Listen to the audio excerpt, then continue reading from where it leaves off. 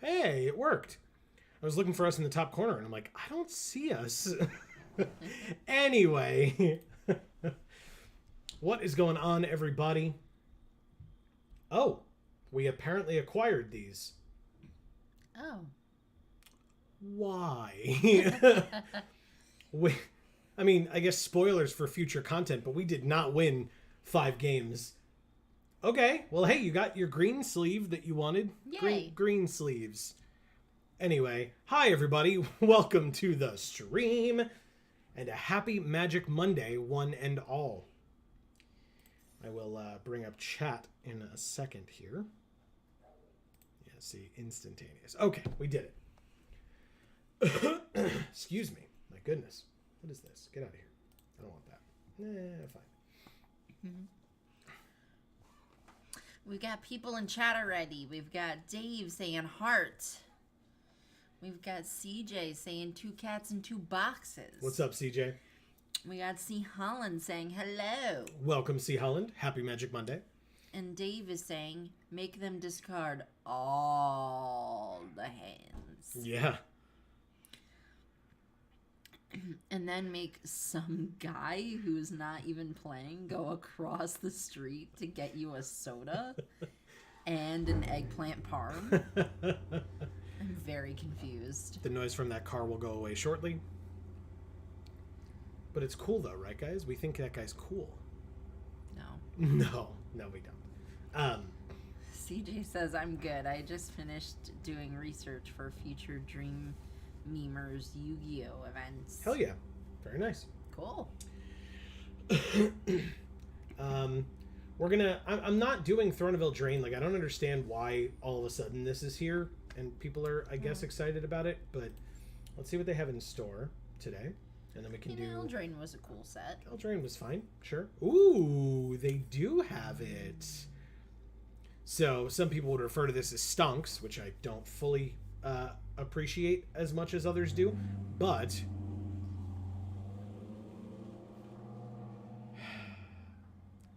Anyway. Okay. Before I was so rudely interrupted. You can spend 50 gold to get 550 gold. Yeah. Sure, why not? And then there's also other cards here. Oh god, my mouse is terrible. Okay. Anyway, so as I was saying, let's go ahead and do some drafts. But first... C. Holland says hello, or at least I assume this is C. Holland, because it's Charles Holland. So there's two different people who could be called C. Holland. Yeah. Very interesting. Well, regardless, hello to you as well, Charles Holland. Or hello to you again, C. Holland. Are we on to you? Or is there a clone situation going on here? Doppelganger. We're going to get to the bottom of this. And that's, by that I mean, if you would like to tell us if we're correct or not, then we'll get to the bottom of it. And if not, we will question it slightly and then move on with our lives. Kind of. You know. Kind But of anyway. irrelevant, but... Hey, for those of you, I bit my lips slightly, but we're going to move. It's fine. I will live. We're going to move on. For those of you who may be new, whether you're watching live or on the VOD, what's going on, everybody? This is Joe. And Amy. We are Geek for All, and we are here, as you may be able to tell, for Magic Monday to play more MTG Arena, and specifically some more Dominaria United Premier drafts, because that's how we do things around here. We'll see how we do tonight. I'm going to start the draft, but please never hesitate to post in chat, but especially even though I'm drafting. So Nah, I'm same guy. Didn't realize I was in wrong account, LOL. no worries. It's great to have either one of your accounts tuning in and watching our stream, C. Holland. Great to have you. And so yeah, we will play this and see how we do. Sorry, as I was saying, you're more than welcome to post in chat. Amy will be more than happy to read that stuff off. And then obviously if you have suggestions for picks, I will do my best to delay them as much as possible. And I'll do my best to read them as quickly as possible, which doesn't typically work because I'm bad at that, but yeah. We'll see. No worries. Oh, man.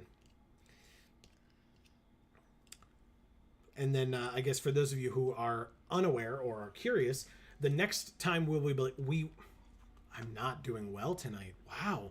The next time we will be live, it doesn't matter. Okay. The next time we will be live will be this Friday at 8 p.m. Eastern, as all our streams are at 8 p.m. Eastern, but Mondays and Fridays.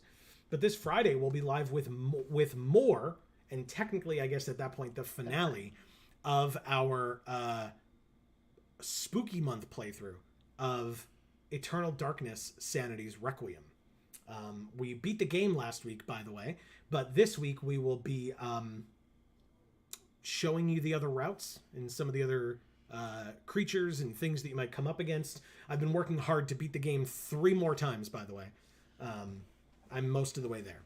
I'm going to put the pumpkins behind me so we can see them better. I think I'm going to take this mythic. I guess we're looking for life gain, so like Samite Herbalist and things like that with it. I'm going to give her a try. Why not? I honestly don't think she's amazing. Because I think she's a lot of investment for not a lot of payoff, but I think we can get some good stuff in green, white, and blue to make her be pretty okay. Besides, I guess this is a very good card, which is true. And this is fine, but if I was already in Domain, I would want this more. So yeah, I'll try Shanna. Why not? I don't think I'm missing out on anything by picking her right now. Ooh. We did have good luck with her last week, didn't we? Wow. Well, except for when we never drew her. Well, that's not our fault. I'll take it. Sure. I mean, there's Runic Shot, which is the first card that I looked at and was one that I was very heavily considering. Gin of the Fountain is good, but in a possible 3-color or 2 splashing 1 scenario, this a high drop double costed or double mana cost thing is not the first card that I would jump towards. But Queen Alanal of Rudak, I guess arguably is also double costed, but is not 6 mana. So plus she's amazing. So I will happily take Queen Alanal here. And stylish. Right. Best cosplay ever. Totally doing it. And then if we can get King Darien the 48th again, we'll basically have the same deck we had last week, but with a mythic as well.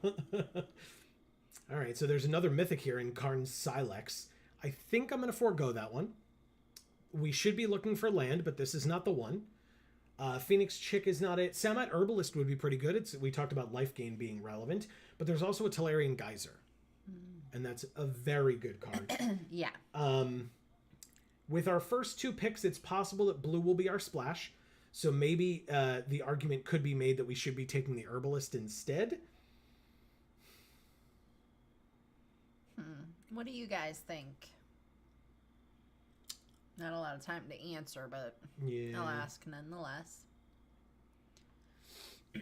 And also, I'm curious to know, other than this Yu-Gi-Oh event that CJ is doing, what do y'all have going on in your lives? Let us know how the weekend was, or how your day was, or how your week looks, like if you got anything cool coming up. I will take the herbalist and try to keep consistent with our blue splash, which, by the way, both lands here would help us out. Right. CJ says, I no think, no thoughts, head empty. Amazing. Got it. I have to say, the only card, well, I guess Scout the Wilderness would also be quite helpful here, because it could let us get a basic of any kind, which would include our splash blue, for example, but we could just get Idyllic Beachfront as well, which, if we already have a blue on the field, this can still tap for white, so it's a pretty good utility dual land pick here. Because the only other thing for us would be Mesa Cavalier, which is not a bad card, but I'm more than happy to take a land here where we really need it. So let's do that. Okay. So, I mean, honestly, even the blue cards aren't great, right? Off-color kicker, off-color kicker. I don't like Llanowar Stalker, but I do really like Griffin Protector. So that's fine with me. I will take it. That was an easy one. Another Herbalist, or a Barkweave Crusher, or a Bog Badger, or an Academy Wall. It's going to be the Herbalist again. Hey, look, another rare getting passed around. It's fine. We'll take another Herbalist. Sorry. I'm going to put my cats in boxes earrings on. Because CJ's here? Because they were just over there. Yeah. I guess I take the Mossbeard Ancient. We might cut this. It's 7 mana, but it's a 7/7 trample, and when it enters, we gain 5 life. And that's pretty good. Again, sounds good. Soaring Drake in blue is a good card, but blue is currently our splash color, and right now there's no reason for me to move away from that yet. So. Yeah, CJ just says a cat in a box. No, before that. I am always here. Yeah, exactly. You're always here, and you never say anything. I guess we go with the Gardener here. So this is a pretty good card, but it is 7 mana for a 5/6 flyer, as opposed to a 3 mana 1/1 Death Touch that taps to add 1 mana of any color, which helps fix for our splash color as well. So between these two choices, I'll go with the Deathbloom Gardener. We're back to our opening pack. A lot of walls. Barricade, Wall, and Clockwork Drawbridge. All defenders, all walls. For our purposes, I will take the Drawbridge. I don't hate it. I will take the Runic Shot. Why is that still here? I'm happy with that. Very much so. Gaia's Might, which would be up to 3. Or we can take Meteorite. I don't like Meteorite. I'll take Gaia's Might. I might cut it, but it's fine for now. Cavalier comes back. There's also a Captain's Call for Queen Alinal. Might be Captain's Call instead. Yeah, we need it for our curve is fine otherwise. Take a Gibbering Barricade just in case out of these two. And a Phyrexian Warhorse. Alright, on color, rare or mythic. Well, it's a 3-color mythic, not unlike the other 3-color mythic that we opened in our last pack, but it is unlike it enough because it's 1 color that we're not in at all. And we could just take Strength of the Coalition, which is incredible. Okay, sounds like a deal. Yes. So 4 mana. So it's 1 mana for one of our creatures getting +2/+2 until end of turn. Or it's 4 mana, 1 creature gets +2/+2 until end of turn, and all of our creatures get +1/+1 counters. Nice. It's incredible. I like it. Right? CJ says, I'm usually also watching sports or eating or doing Dreamers or Garnted Cult things or all of the above. Cool. Why? Oh, All this of card's, those things are awesome. This card's so good. So why can't you take it? Because it's a 4-mana 3/4 flying lifelink, which is pretty good. Right? What does Shanna say? At the beginning of your end step, you may pay X. If you do, draw X. X can't be greater than the amount of life you gained this turn. It's either that or the land that we could use. Or there's that hawk thing. Tura Kennerud Sky Knight. It is double blue, though, which is a little tough with the blue splash. I'm going to take Archangel of Wrath. If we have Deathbloom Gardener, we can use the kicker on it. Otherwise, it will just be a 4-mana 3/4 flying lifelink, which is still fine, and especially with Shanna, would be pretty good. So I will take it and be pretty okay with it. Extinguish the Light. What a good card. Scout the Wilderness or Mesa Cavalier. We already have a Cavalier. I will take a Scout the Wilderness to help with our splash. And there's really not much else for us because there's red and black cards all over the place here. Yeah. Including a red and black card right here. So yeah, but I'm more than happy with the Scout the Wilderness. I don't think we need more than one. Ooh, why are you still here? Is nobody in white? This is nuts. So she cares about auras or equipment, but she's also just a 5-mana 4/4 first strike vigilance lifelink. Yeah, you're taking that card. What the fuck? She's pick 4. Why is she still here? That's insane to me. Like, Prayer of Binding is also here, which is an incredible card. But, like, it just... No one's in white, I guess. I guess. Except us. So we will happily take it. Jesus. This card's incredible. There's also a Gardener, or a Take Up the Shield, or a Wrath, or a Stall for Time. Like, and literally any of these cards except for these two could go in our deck. I'm going to take this Knight. This Knight of Dawn's Light is an incredible, incredible card. And it says if we would gain life, we gain that much life +1 instead, which works well with Shanna. I mean... Sorry, Amy, we can't take the Tortoise. We got to take a Griffin Protector. Or you're crab riding a phallic leech. I love it. I know you love it. I know you do. Who hasn't ridden a phallic leech? Mm. Truly. Hashtag relatable. I just don't know. No. I'll take the Faith Bonder. I'm probably just going to put it in the sideboard. There's not really much else for us here. I don't love the Barkweave Crusher. Yeah. Okay. Couple of options. Love Song of Night and Day is not bad, but there is a Take Up the Shield here. Okay. And it does give lifelink as well, which works with Shanna, and it saves a creature, so it's a good combat trick. So. C. Hallen says, think I should be able to make the Brothers War pre-release. That's amazing. That's really cool. Good. We're looking forward to getting to ours. It'll be nice to kind of relax and go to an event. I know it hasn't, but it feels like it's been a while. It says still looking forward to it. Good. Yeah, so were we. I haven't, I mean, like, you know, the previews aren't really up and running yet, but I don't think that's super relevant. Like, I'm going to enjoy it regardless. Tura Kennerud came back.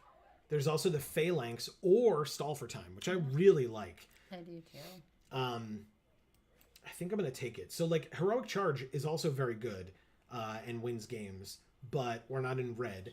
So I think I'll take a Stall for Time happily. Another Cavalier. Sure, it came back again. Happily. Grab that. I mean, I don't want any of these. Do you like this art? Yeah. Right? Okay, so we'll do that for, like, the deck box. Another Stall for Time. Nice. Sure. If we get a third one, I probably will not keep it. And I did not ask for a non-color rare mythic, but we got one anyway. And it's in white. This one's got the kicker of the red, which we don't want. Ooh, there's the Herloon Battle Hymn, but we're not in red. Damn it. Aran is also very good. I will take the Guardian. Guardian won us games last time, if you recall. Last time we had her. So, happily. She's pretty cool. Right? And so is the little kid that's with her. This kid's awesome. Sure. I'll take the Guardian of Nubenalia. Let's see who we're drafting with, by the way. Garruk Wildspeaker 12. Halru. DVD Will CX. Ginger Stew. Ved FX. Sonic Youth. And Spade of Aces. There's a Leyline Binding just passed to us. There is also Zar Ogenin, Scion of Efrava. It does care about Domain, which, I mean, we're only really in 3. So it would be a good card. Maybe it comes back because nobody's in white, it seems. But I'm going to take the Leyline Binding because this card is very good. Yeah. Okay. Yes. Confirmed. Our deck is definitely interesting. I'll say that much. We currently have 23 cards in our deck, so we can use to get rid of some. We already have 2 Herbalists. Do I want 2 Captain's Calls? I think I'll take a Sentry. 4/4 Reach for 4. It's quite helpful. I like it. Right? It's a big tree folk. It is a very big tree folk. Look at the little elves that are like right there. Whoa. I didn't even see them. Yeah, that's to give you an indication of how big that tree folk is. Big and awesome. Ooh, Citizen's Arrest too? Yeah, nobody's in white, man. Apparently nobody's in black either. How many Extinguish the Lights are going to go around this table? But yeah, Citizen's Arrest, removal, very important. I like it. I will take it with a smile on my face. Rada, we had her last week as well. We're not going to take her this time, but I will take a Juniper Order Root Weaver, which is a 2-mana 2/2 or a 3-mana creature that can either be a 2/2 and give something else a counter, or itself a 3/3. And it's a druid. And it's a human druid, that's right. Another Mesa Cavalier. There's also the land, which I guess we could use. 3 Cavaliers at this point? We only have 1. We only have the 1? Oh, I guess we didn't take the last one. Or the first one, I mean. But there's also an Elfheim Worm. And I think I'm going to take that. 5/4 Vigilance Trample is very difficult to deal with for folks. And those teeth are very large. Rurlik Mons. Sorry, Amy. Yeah. But there's Cavalier or Herbalist. I already have 2 Herbalists, so I'll take a second Cavalier. Okay. Destroy Evil or take up the shield. I think I'm going to pick Destroy Evil. That's what I would have picked. Yeah, it can get rid of enchantments or creatures with toughness 4 or greater. And sometimes you need that. So I will happily take that and keep 1 in the deck. Sometimes you need removal? No way. And then, of course, thankfully, a Take Up the Shield comes back around, showing us that we did pick the right thing. Charismatic Vanguard. Sure. 5 mana, all our creatures get +1/+1 until end of turn. You got it. I don't think Zar Ojanin's coming back, or Ojanin. But that's fine. What are you? Fine. I mean, I'll take it. We're not using it, though. Broken Wings. Yeah. You're welcome. And a Writhing Necromass. I mean, I'm pretty happy with this deck, not gonna lie. Same. There's some life gain sub-theme. There's, like, the basest of creature token sub-themes. Well, at least we know what our deck box is going to be. The Jaya's Fire NATO. Mm-hmm.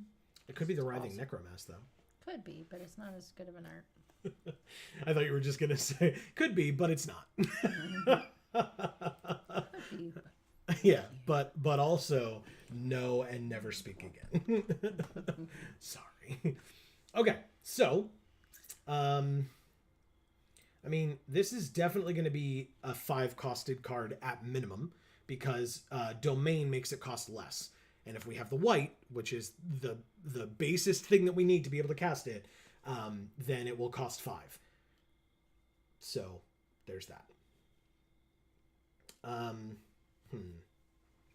Guys, let us know in chat what you think of this deck and what you would like us to take out. Yeah, what would you cut? I would probably cut...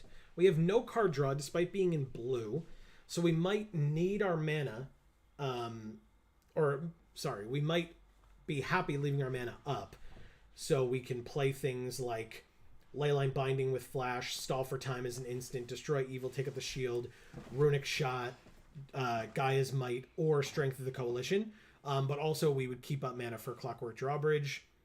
There's a lot of different things that could work well for us there. Got a lot of 3s.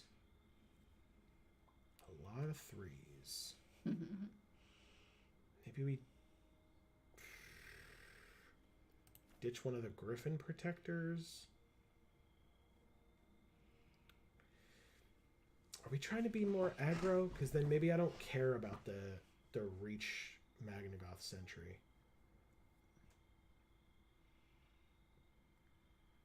I said I might cut this. If we find that we have, like, if we're, like, flooding all the time, maybe I'll put it back.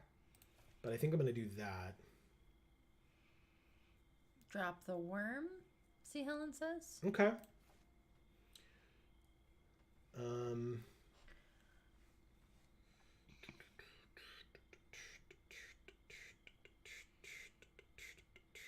Still need 4 more cuts. That's a lot of cuts. I'm surprised.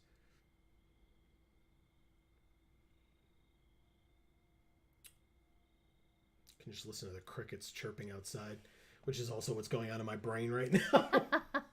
Hey, Joe, what should we cut? Chirp, chirp, chirp, chirp. I would just take out all the duplicates. Why?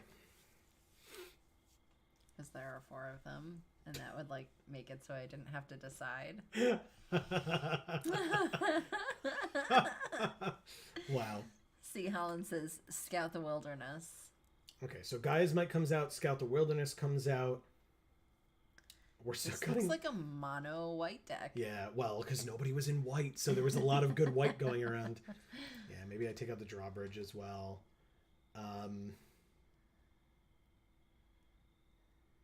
I mean, not for nothing. I think we just drop a land and go. Well, the islands. Well, I mean, one, like, as a cut. We cut a land, and that's the deck. Okay. What sleeves are we using? Well, I'll scroll through the options for us. what are the new ones? The Post Malone ones. Yeah, what do we got? White, blue, Let's use the black, green. red, green. Okay. There's also King Squee, Do that one. which I may or may not have gotten for you. I don't know if I told you or not, but... I think you did, but I forgot. And now I'm very happy. Good, I'm glad that you're happy. Charles says, squee. Yeah. All right, so we're good? Yeah. Let's try this deck. I'm cautiously optimistic. Fingers crossed. Gurk.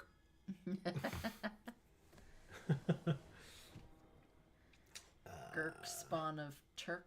I don't know. That's pretty good. All right, so if we draw any land at all, we're good. Because then we'll get Deathbloom Gardener, which can get us here. Obviously, if the land that we draw is a Plains, we're even better. Because then we can play the Queen. But we have Herbalist on 2, and then wait for our 3rd land. Yeah. Seems okay, right? We could draw a 3rd land.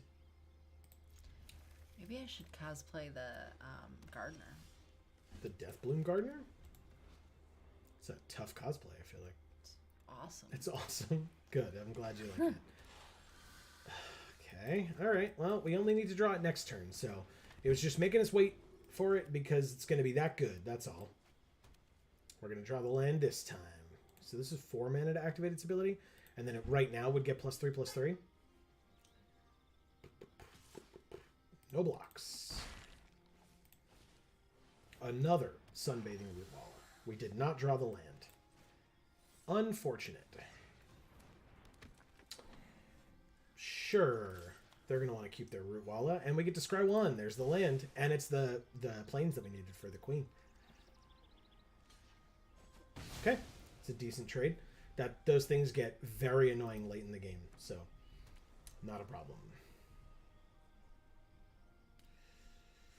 Okay.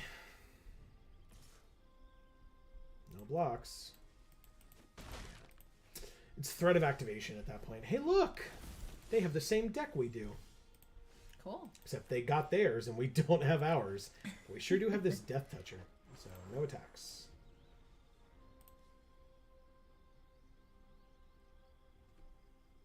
Now, as much as I'd like to keep this Gardener around so that we can keep casting our spells of higher than 3 cost, we have 4 3-mana cards in our hand. So, if they attack, I will absolutely offer the trade to Shanna. Or against Shanna, I guess.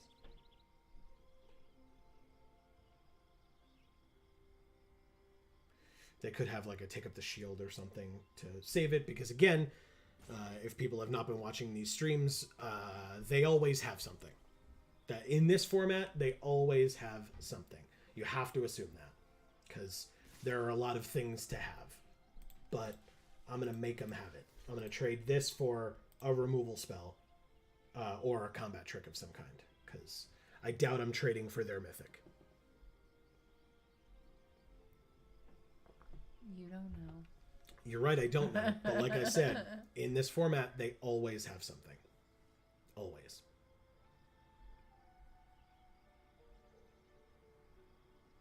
Right now, what they have is A lot of time on their hands. taking a lot of time.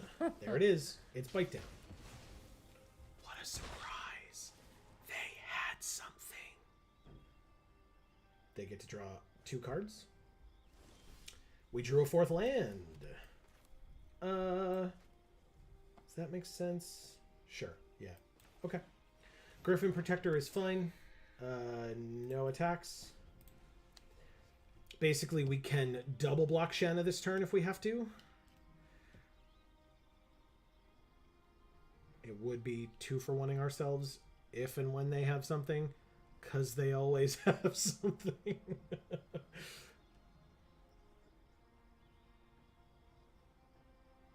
Yes, no? They're still thinking about it. Going to combat, swinging in with everybody. Let's try it. See what happens.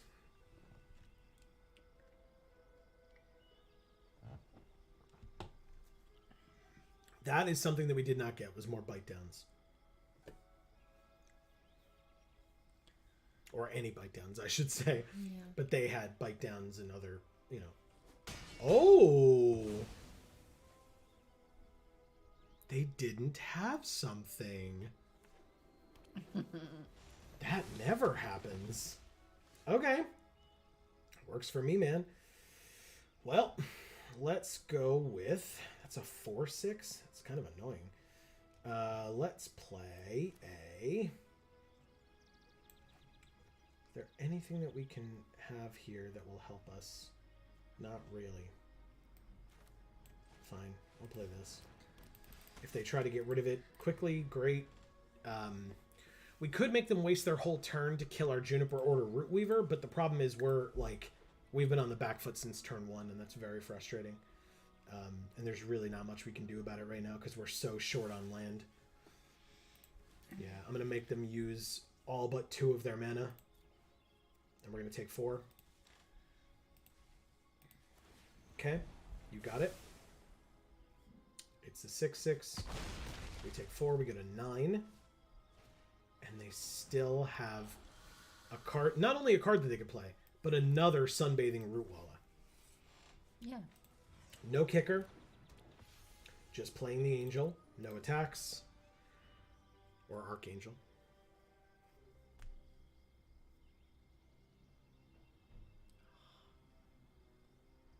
Did it. I cracked my neck. Congrats. Destroy evil on our Angel.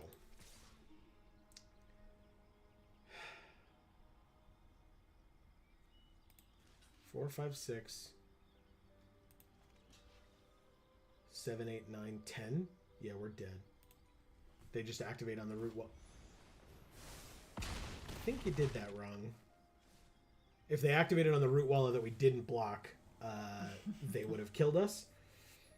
But instead, they're either toying with us, right? Because they know that they've had us since turn 1, right. And there's nothing we can do about it because we're short on land. Or whatever. We are at 3, which means there's nothing we can do because we don't even have the blue for this. It does let us draw a card, but that's 3. Now leaves us with 2, which is take up the shield. I guess we can play this, which lets us gain 2 life and go to 5. And then we have take up the shield, which doesn't do it, I don't think. Let's see. Because basically we block one of the root wallas. They swing in with everybody. Pass to blockers, block one of the root wallas. They pump the one that we didn't block because they learned from last time, I suppose.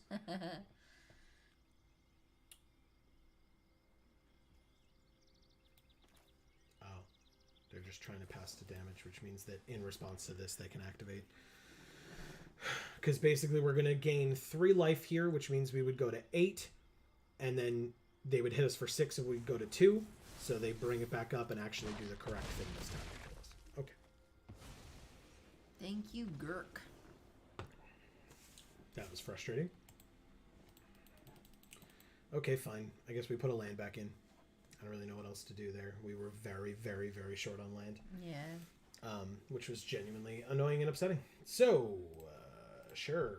Let's just do the dirty 41. How's that sound? Typical. Yeah. For us, yeah, for sure. It is a good thing that we cut that 7 drop, though. Yeah. Remember, I was like, oh yeah, if we have a ton of land, we can put this back in. Nah. We did not have that. No. We did not have that.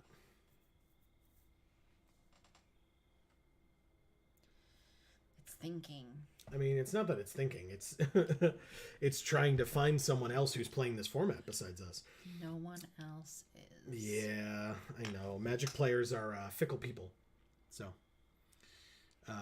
they're like, oh, this format's been out too long. I'm bored of it. And it's Wow. like, that's... I mean, I guess if you're allowed to play 24/7 for like weeks and weeks on end, then yeah, I suppose I would get bored of it as well. But we don't have that luxury in our lives, nor would I be asking for that kind of luxury in my No. life, to be honest. Like, I enjoy Magic, right? Don't get me wrong. Oh, we're playing against someone who is mythic level. Lovely. Cool. That makes sense. Fickle. All right, so we're going to get rid of Stall for time. We can play Shanna on curve. That's fun. So, yeah, we're playing against a mythic level opponent because no Xander. one else is playing. Mm-hmm. So, F us, I guess. Automatic Librarian. Interesting. Yeah, they really got the pair down, huh? Shanna.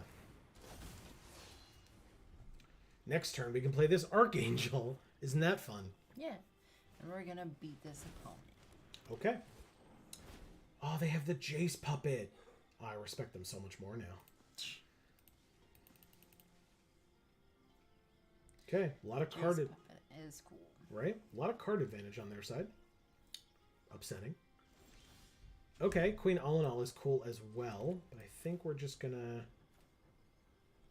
We do have Destroy Evil. We can't really attack this turn, but what we can do is play the Cavalier, which lets us gain 2 life, no attacks, and then we pay the 1 to draw a card. I mean, all in all, she is cool. Nicely done. Nicely done. Okay. Elfheim Worm. Yay, we have Destroy Evil for that. And Captain's Call with the Queen in our hand. That's helpful. I mean, no reach, right? So, combat, attack. No life gain this turn. 2 for Destroy Evil on this while they're tapped out. And then Charismatic Vanguard. Okay. Nope. No use on Shanna this time. Sunbathing Rootwalla. I know that card. Did you know that card's good? Nah. All right. Let's go with... Interesting. Combat. Attacks with both. So now, what I'm representing here is that Charismatic Vanguard could give our entire team +1/+1. Which means if they block Shanna with the 3/2 Automatic Librarian, I only have to use the Charismatic Vanguard. They could block with the Rootwalla, because they have the 4 mana to activate its ability. But they don't know, because then the Rootwalla would live and Shanna would die, even with the +1/+1 from the Vanguard. Okay. But I could take up the shield and give her +1/+1 and lifelink and indestructible, which I think I'm going to do because it seems like they had something else for the librarian that would have allowed it to survive. Yep. Oh, they killed it. Okay, so she deals no damage and we gain no life. Okay. Interesting choice. Like a very interesting choice. They gain 5 life. They had 7 mana. Jesus. Okay. Well, we have this, which would leave us with 3.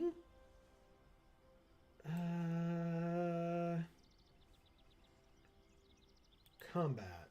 2 in the air first, because no reach. And then I guess, since flying is harrying them so much, I'm going to play this Archangel of Wrath. Okay, we're going to try that. Because now the Archangel, since they still can't deal with flying, the Archangel has lifelink. And every time they get hit with the Archangel, we gain life and we can draw more cards. Nice. That's my hope. I like it. Cult Conscript enters tapped. That's fine. They have 1 unknown card in hand. They attack for 2. No blocks. You can absolutely pump it if you would like. You got it. It's a 5/5. We're at 17. They're at 19. We drew the Death Bloom Gardener. Turn too late, because we could have used it to activate the kickers on the Archangel, but it's still fine. Because what we can do is this. Oh, we don't have a second green, right? Interesting. It's probably fine. Let's go to... Oh, they conceded. Oh. Thank you, Xander. We beat a mythic opponent. Maybe they didn't like how long we were taking. I mean, but it really it's wasn't not out that of my long. nose. Yeah, it really was not taking that long at all. Not that I disagree with what you're saying. I'm just saying, like, if that was their rationale, I was not taking that long at all. My rope didn't come up once. And pro players, which people who are mythic level should expect to play against, like, pro level or pro quality players. Right. Pro players use every second of that rope. That's why it's there. Right. So, yep. I would not accept that excuse. So, okay. Sounds good to me. I think they conceded because they didn't have a way to deal with flying. And they were taking 5 in the air every turn. We were gaining 3 life every turn because of the life link. Yeah. And we could draw up to 3 cards per turn because of that. Nice. So, and because of Shanna, because they would have had to deal with one of them. And honestly, they would have just dealt with the flyer, the lifelinker. But that would have still left Shanna, which meant any other life gain that we had would have still let us draw more cards and more cards. And as we saw from their cards, they were aware of how important card advantage was. Because they did a lot of it. So, okay. I feel pretty happy with that. I mean, to be fair, there are 2 options. Either that's how the deck is supposed to work, or we drew very optimally against that person. And we shall see. That was a mulligan, too. We did mulligan. Yeah. Again, every hand has had 2 land in it in our opener. Ugh. Whatever. That's fine. Yeah, 4, 2 is bad, but 4 is worse, in my opinion. Yeah. I think we ditch a land despite what this hand is right now. I think that's correct. Okay. I could live to regret it, but I think that's correct. Hey, a goblin. See, Helen says you'll take it. Exactly. I have always said that. I will take a win wherever and however I can get it. I spend resources that eventually equates to money on this, so yes. Also, it was correct to put the land on the bottom. I've drawn nothing but land since that choice. There we go. There's one. Okay. Pass. I will not use take up the shield on their creature. Why? I don't want that. Obviously you do want that. Yeah, clearly. My mistake, everybody. Sorry. All right. They have a 2/3 flyer. We have a 2/3 flyer. They have an 0/2 wall. You got it. Resolves. So right now, they went to go get red. Right now, that vine wall does not indicate to me that I should be afraid of a defender's deck, because there's no black and there's no white. So they could have a coral colony, but I mean, of all the things, that I'd be fine with, to be honest. Don't kill it. Don't do it. You don't have a removal spell for my Griffin Protector. Don't. Don't. See how this stupid iPad is double clicking. Oh, no. That's why for the there was T's. like a bunch of T's. And the eyes. All right, so we got Rada on their side. It's a good card. I mean, we should probably just do this, right? That will only leave us with... Yeah, that's fine. This will work.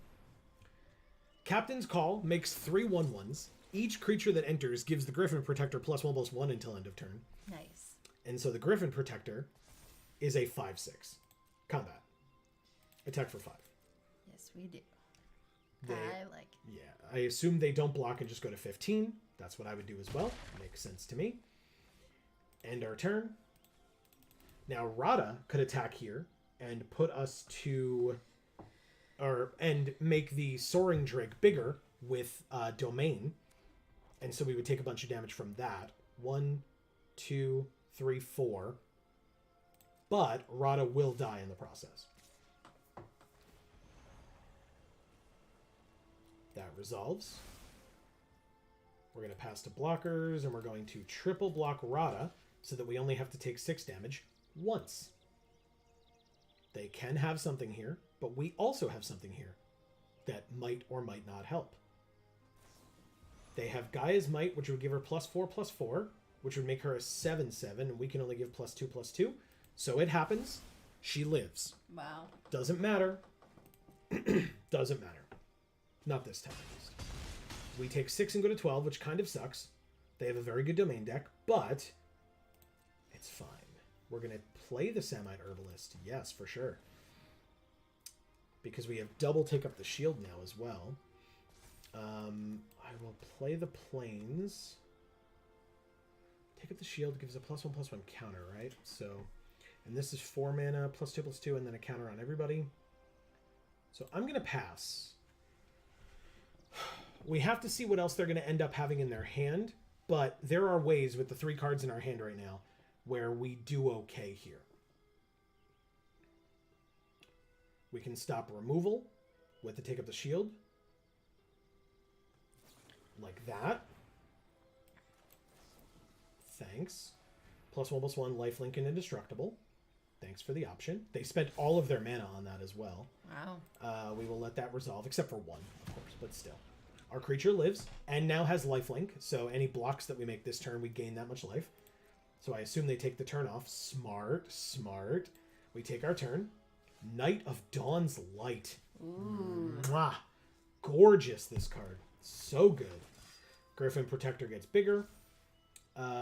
We are slightly on the back foot, but not heavily. I am going to pass and not attack with the Griffin Protector that turn. We still have Take Up the Shield or Strength of the Coalition.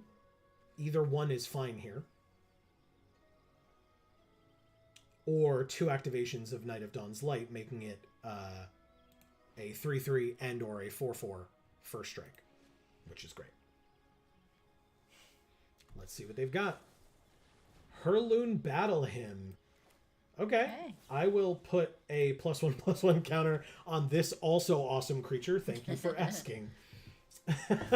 It also gains lifelink and indestructible until end of turn. Now they gain 4 life, which is, or did they? Oh, they didn't kick it, so they do not gain 4 life.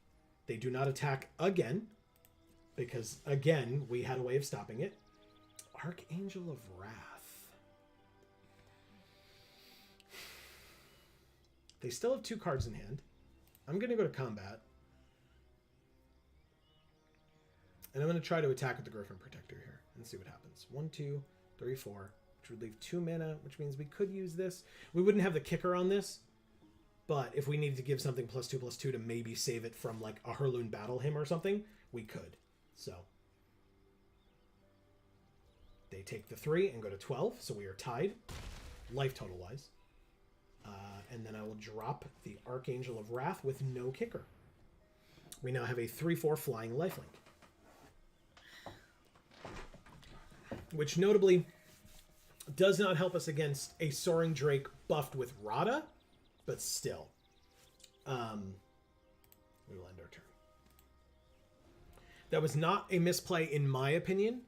Obviously, when the Archangel came in, it did buff the Griffin Protector +1/+1, But if they knew we had 2 flyers, they might have been more incentivized to block. That is why I did it that way. They have Djinn of the Fountain. It's a good one. It's a good one. Hopefully we can save this, because I think this will help us get by that Djinn in a later turn. They didn't even attack. Beautiful. Cool. Beautiful, beautiful.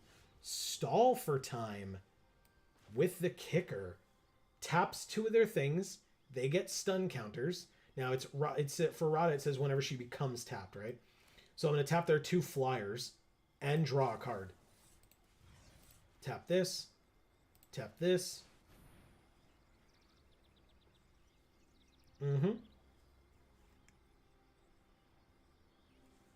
They have 2 mana open. Okay. They could... I'm going to play this land. They could have the thing that untaps and gives hexproof. Shore Up. That's what it's called. But we have Strength of the Coalition, which would save our flyers if they did that to their Djinn of the Fountain. Because they do have a blue in Tangled Islet over here. -1/-0. That's fine. Exile it and then bring it back. You got it. Okay. But that's on their end step, so they still take the damage. Not a problem. Just wanted to make sure I wasn't missing something. Had to read it really quickly. They go to 7. We go to 15. And we will end our turn. The Djinn comes back. You got it. We will end our turn. Okay. Okay. Yeah. Again, Strength of the Coalition will help us massively against this Djinn of the Fountain. We can still attack next turn with both of our flyers and be in a good position. In fact, we could probably just swing with everybody. We're at 15. Ooh, they kicked it. We have to discard a card. I mean, I might as well just... So, scry 1, that happens. If they're going to make us discard a card, I'm just going to use Strength of the Coalition this turn on the Knight, I guess. If it was kicked, each opponent discards a card.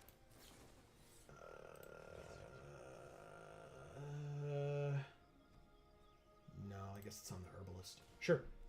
Just to make it big enough that everybody has a chance here. And that's it. Okay. We do lose it, which is kind of unfortunate. Like, we get to use it this turn, but yeah, I would have rather used it to, like, actually get past the Djinn of the Fountain. I would love to draw a creature on our turn. That would be pretty nice. okay. A 4/4 Reacher. What a draw. Okay. Runic Shot. Destroy target tapped creature, and if it was kicked, scry 2. Well, Interesting. So if I go to combat and attack with the Knight here, what happens? I could pump it once so that it would get past one of their 4/4s, but it wouldn't get past their other 4/4 if they double blocked. I'm going to say no attacks for now. I'm not worried about it. If they attack with anything that we want to get rid of, we'll take the damage, and then on our turn, we can destroy it with the Runic Shot and scry 2 in the process. But they definitely have put up a pretty good defense here, which is a little scary. And they still have somehow 3 cards in their hand.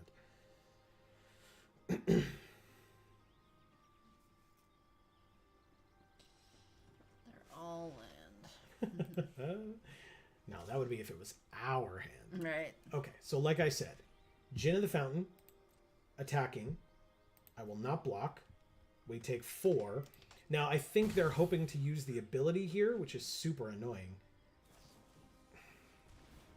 Are they going to just exile it and then bring it back? Yes, they are. Fuck me, man. Okay. Okay. More card advantage is good for them. So they look at the top 4 cards of their library. One of them goes into their hand and the rest go on the bottom of their library. That's how that works.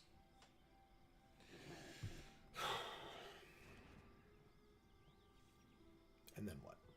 And then what? And then what? And then you play Magic. I'd like to try. Okay, the Djinn comes back. We take our turn. We drew Queen All-in-All. Nice. That is nice. Okay, she's a 5/5. See, Helen says, should have destroyed the Djinn. I couldn't. The Runic Shot is a sorcery. The Djinn was only tapped during their turn, and you can only destroy a tapped creature. Can't do it. And the Djinn wasn't tapped when we drew this. The Soaring Drake was the only thing that was tapped at that point. So. Marcus is here and says, "Ayo." What's up, Marcus? So what do we have to do? And C. Howland says, "Ah." Tapped unless we pay 5, which we can't do. Okay. They get a free scry off the Djinn. This deck is very good. Yeah. It's like a good domain deck, but also has a ton of instants and sorceries in it, which do really well with the Djinn. It's like very surprising how whatchamacallit. Yeah, synergistic it is. Yes, thank you. I couldn't think of the word. Let's go to combat and then not attack. I'm gonna take a quick bio break. Go for it. I will man chat while you're gone. Okay. Hopefully it will be good as good as you manning chat. Thank you. I gotta laugh. Okay. That feels good. Oh, thanks, Marcus. I'll let Amy read that when she gets back as well. But thank you. That's really cool. Okay, so they're bouncing it back to our hand. They did not kick it, so they just draw a card, which is still pretty damn good.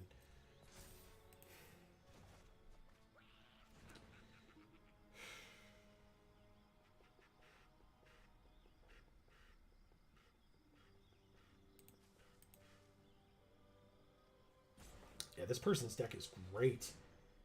Ether Channeler, bouncing another card, probably the Knight, back to our hand. That is nuts. What a turn. Fuck me. Okay. That's insane. What do we take, 1 million now? Like 11 in the air, which means we're just dead? I guess we just block this way and this way, gain 3 life, and don't die unless they have combat trick. Yeah, so we're at 3. Okay. We sure are at 3.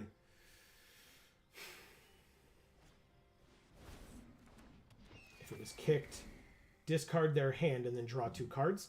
But they're tapped out, which means their Djinn is gone. Because Rada's gone, their Djinn is going to be gone with Runic Shot now, which is great. I'll play the Beachfront, because there's no reason not to. Play the Runic Shot 1, 2, 3, 4, 5, 6, 7. 4, 5, 6, 7. So I will not play it with the kicker. Griffin Protector, no. No. Wow, it's tapping so shitty for me. Okay. Whatever. No kicker. Kill the Djinn. Okay, we're turning this thing around, folks. This is what's happening. Knight of Dawn's Light and Griffin Protector. What'd I miss? They swung in. We took exactly lethal damage, but the lifelink on this let us live. No attacks. They have 4 attackers. We have 3 blockers, but 2 of their creatures have 2 power, so we can still survive. Or 3 of their creatures have 2 power, so we can still survive. Plus more lifelink. Okay. Holy shit. This person's deck is like nothing but threats and a Floriferous Vine Wall. Like, who goes away? Griffin Protector goes away because we can't do anything about it this turn. Okay, nice play. Nice play. Another Soaring Drake too? Hell? What is happening? This person's deck is nuts. And we draw land, of course. Well, yeah, that's not unexpected at all. Okay. Pass. I think we lose now. Now I think we're dead. Because basically, with these 2 cards in the field, we can block and gain 4 life, because we gain 3, but we gain 1 more because of this. And we can pump this up to be a 5/5, so we can block their Trampler. You didn't top deck something else to help you here, right? Because that would be insane. Yeah, they just swing with everybody here. So here's what we do. We pass to blockers. This is trample, so we block here. And we block here. And then we activate this once. Activate it twice. Activate it 3 times. Wow. And it's a 5/5 first strike. Okay. Do we Nice. live? Because I highly doubt it. We do not live. We are at -3. That was cool, though. Was That it? one. That one turn? Yeah. Thank you, Malbeam. That was rough. That was a rough game. Their deck was insane. Super synergistic. 11 cards left in their deck at the end of the game. Wow. Just wow. Look at that. Mm-hmm. God damn. Okay. By the way, I read this not out loud, but I read it and commented on it, so you can respond to it as well. So Marcus says that jar today was great. Thanks, Marcus. I really appreciate that. Plus, it's good to know that you've been watching them, or at least that you watched today's. He did comment on today's as well. I did not get a chance to tell you that because we were doing other things today, but yes. Yeah, we kind of had a lot going on tonight. C2, G2, D3, A3. Oh. Sure. That's a lot of stuff. That is absolutely the person who we are playing against. Okay. Okay. Okay, we drew another white. Let's play the Herbalist. Hopefully they're going to take a while to set up their mana and stuff. Because that would be cool. Yeah, they are. Cool. Combat. Attack for 2. I'll put that on the bottom. We don't need it right now.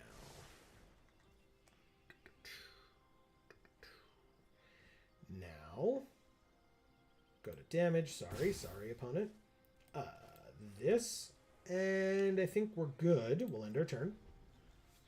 We have things that we could do. Like we could tap a creature if they play it. Be kind of a dumb idea, but we could. Hey, a Mesa Cavalier. It's a good card. Yeah. They gain 2 life. Okay, they're back to it again. Sure, I'll take my turn. We drew another land. Why wouldn't we? Combat. Sure. I doubt they trade here, but maybe they do. Runic Shot on the top? Sure, why not? Let's see if they block. Because we do have ways of saving it. I just would really rather save it for something a little bit more impactful than a Mesa Cavalier. Good. Fair enough. Good. Okay. End the turn. I like it. I like it a lot. Yeah, so for folks who are unaware of what Marcus is talking about, thank you for the opportunity for the plug, Marcus. Jar is our series called Joe and Amy Review, where we review the Magic stories. And so the Brothers War stories have started, and so our jars have started for the Brothers War. Yeah, and I really appreciate, Marcus, that you're saying that and also that you watched, because it means a lot. Agreed. Erica's here. She says, oh, hey, gang. What's up, Erica? Nice to see you, Erica. Agreed. Let's Runic Shot with Kicker on this to help our draws a little bit more. How are you doing? It's been a while since we've talked much. Jesus Christ, deck. What the shit? Splashing blue. You need all the blue land. Erica, you had perfect timing. Look at everything that we just saw at the top of our deck. I mean, good lord. No wonder that dude was coughing so much while he was out there.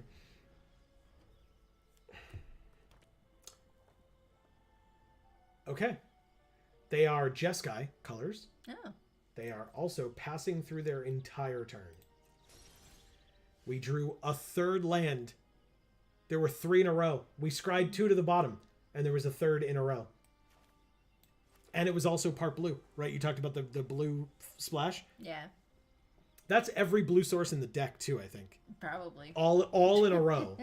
Well, I guess we had this one earlier. Never mind. But still. Almost every single one of them in the row. Yeah. Erica says, I'm alright, playing lots of Overwatch 2. Nice. Hunting shiny Pokemon. Okay, so that answers my question from before. Again, I have to check my Discord. For some reason, I did not get that notification when you messaged us this morning, and I didn't see it until this evening when I checked Discord. But Erica got a shiny for herself. Ooh. Pass to attackers. What kind of shiny? Are you not supposed to say?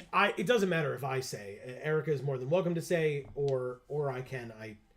I don't know if she wants to reveal it or it's not. It's a Pokemon that I know what it is. Yes and no. I don't think you have technically seen it, but you've seen its evolved form. So, I mean, I guess I just play this. Like, we have so many goddamn land. But yeah, I guess we play this and keep up... Ew, we would only be able to keep up Strength of the Coalition?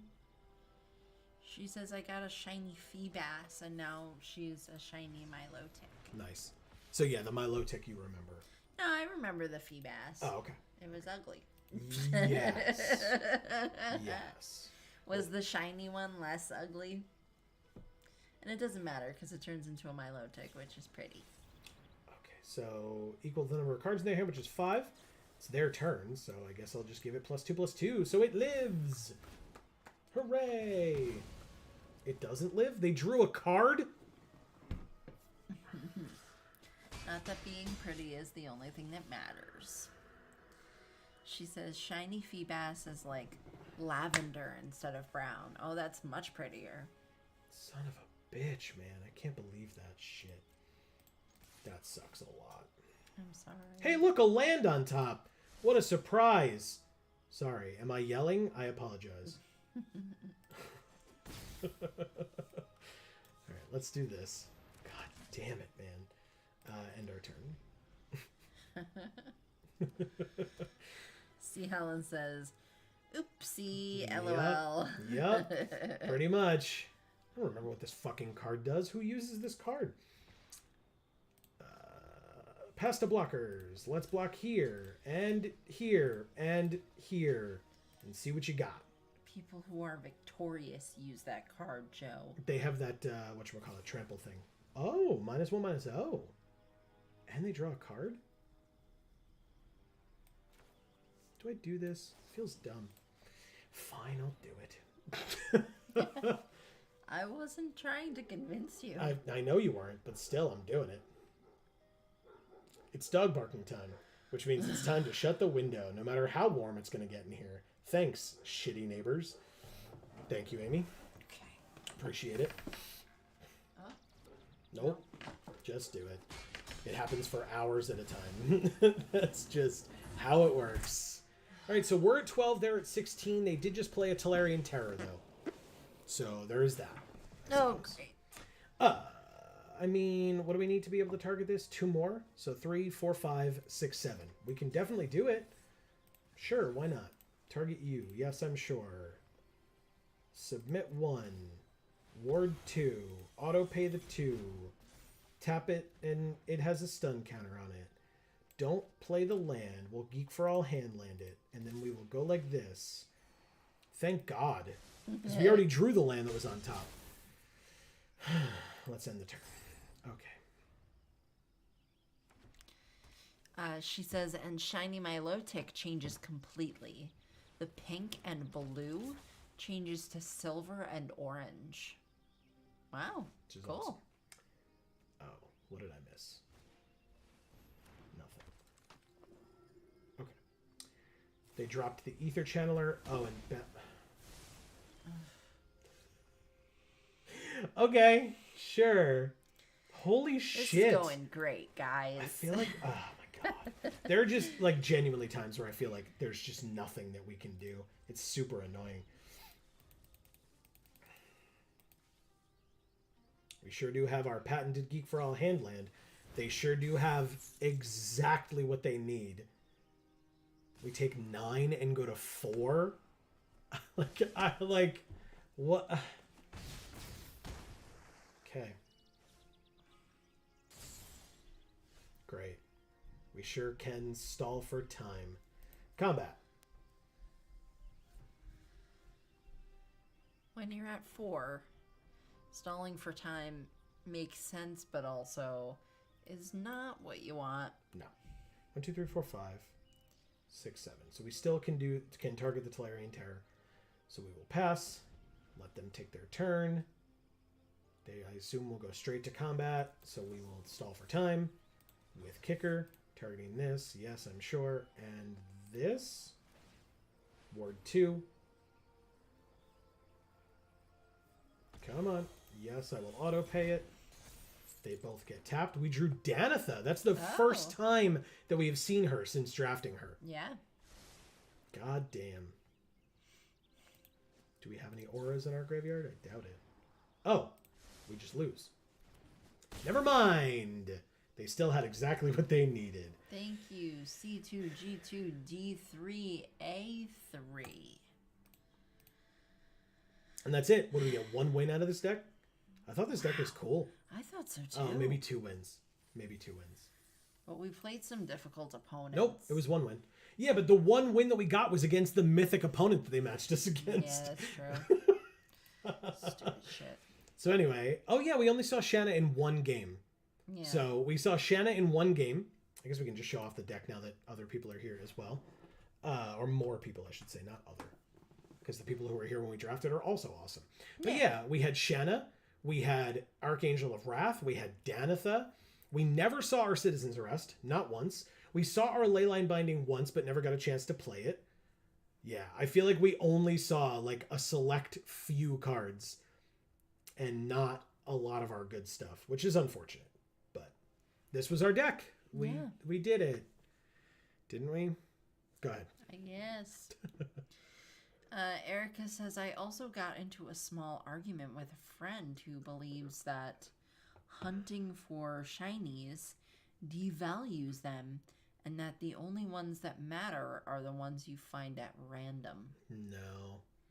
No, that's why shiny hunting is a thing. If it devalued the ones that were found randomly, like you could still tell people about the ones that you found randomly and the ones that you found hunting. Like, you know, if I would say if somebody wants to make that distinction, that's probably fine, but I don't think it devalues shinies, period. Like, no. See, Helen says, seriously? Does it matter how you play? Exactly. Like, I might ask, be like, oh, wow, were you doing a shiny hunt or was that random? Because I would probably brag a lot about a random find, but I would still brag about a shiny hunt. It's a lot of work. It's a lot of time. It's a lot of effort. It's just a different occurrence, right? Like, Yeah. I think they're different, but I don't think the devaluing thing makes any sense. No, I don't think so either. Exactly. Erica says, I still spent like 4 hours chain fishing for that Feebas LMAO. Exactly.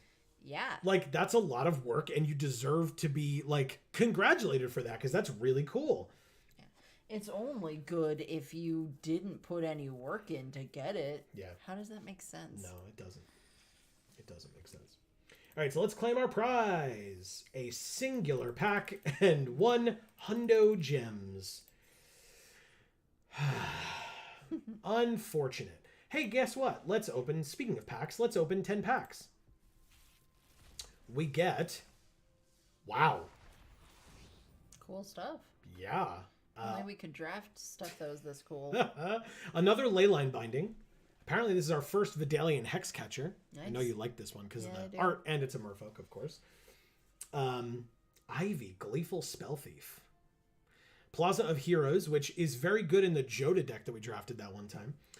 Karpluzan Forest, the amazing Defiler of Vigor. A Kyrian Beastcaller, which, to be fair, I know this is a good card. I've literally never seen it work in Limited. I've also never seen it work in Constructed, but I don't play Constructed, so that's not a surprise to anyone. Sphinx of Clear Skies, gorgeous card, awesome card. And then, speaking of awesome cards, Shieldred the Apocalypse, my girl. It's my girl. Yeah. I love her, and she loves me back. So there we go. What was that? I couldn't tell you. Something weird was going on. Erica says, oh, I also bought Persona 5 Royale for the Switch, even though I definitely don't have the stamina for 200-hour JRPGs like I used to. Does anyone? Oh. I mean, if I have my way, we're definitely playing that game. So, yes. In one shot? No, hell no. That's not what Erica's saying either. You can't sit for 200 hours. I don't know that it's literally impossible.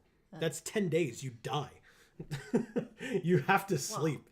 Well, I don't mean like not sleeping, but I mean like I don't know. Like, that's pretty much all you're doing I mean, I guess it with depends. your day until you're done with it. I mean, you don't have to play it that way. We are not going to play it that way. Okay, We don't have the availability. In that case, I'm all for it. All right, let's draft again. Are you ready? Yes. Good, because I clicked it accidentally while I was asking. Draft again. Yeah, the first rule of draft is to draft again, aka get 100 gems as a prize and then spend 1,500 more for the next one. That's what it means, right? I'm doing it right? Definitely. Just waste all your resources doing draft after draft and getting nothing back in Well, return. luckily we bought all that extra gold. Yeah, 500, yeah. Ooh, Urtai, eh? Ooh. He's pretty good. He's got a lot of arms. Yeah. So I feel like he's a good multitasker, you know? I do know. Maybe doesn't have the best, like, attention to detail, right? So, Oh, man. but, you know. Do you think that he can better utilize the stranger then? I'm sure he can. Right? Yeah. Just like switches up which hand it is that day? Oh my God. Do you think he still has a preference of one? Like, you know, typically, like, if you're left-handed or right-handed, you just use that hand. But, like, if he has two hands on the one side, do you think there's still a preference of which hand on that side he uses?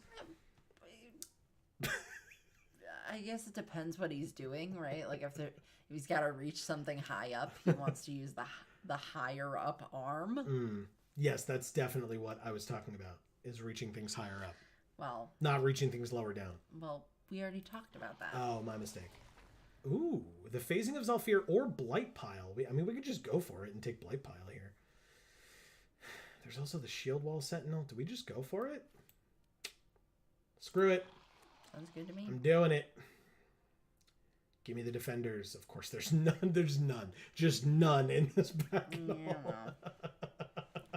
Welcome to it, I guess. Amazing. Erica says, when I was younger, I used to be able to literally play RPGs in 8 to 9 hour sessions. He definitely just lines them all up and uses them as a tunnel. Wow. I mean, props to him then. Yeah. That's very impressive, lengthwise at least. A hot dog in a tunnel. Yeah, Jesus.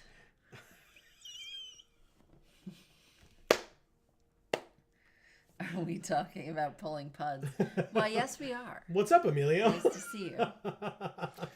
Welcome to the stream. Hey, look. Double Braid's Frightful Return, huh? Okay, sure. I'd really like some more defenders, please. Hey, Kaladar, Cyber Shadow, Pistol Pete 8223, I Am Jules, Trick Fizzle, The Legendary Blue, and Metal. We're playing the Metal. I can't, for copyright reasons, I can't play the Tenacious D song, but everybody knows it now that I'm thinking it. That's all. I love that song. It's very good. Shoutouts to Tenacious D, man. They're so good. Right?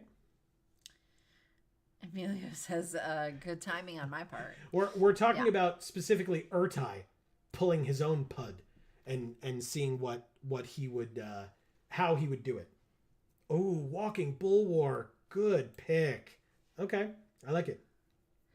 He says, I'm all right. How are you two? Pretty good. Better now that we're thinking about Urtai's pud, I guess. Yeah, I'm more than happy to take this. It's kind of a pretty good indication to me, hopefully, that there are not other people in this deck. We just got unlucky with seeing other defenders. The one that's going to be tough is if we see Floriferous Vine Walls, because they're good, but it's going to be tough to justify picking them, I think.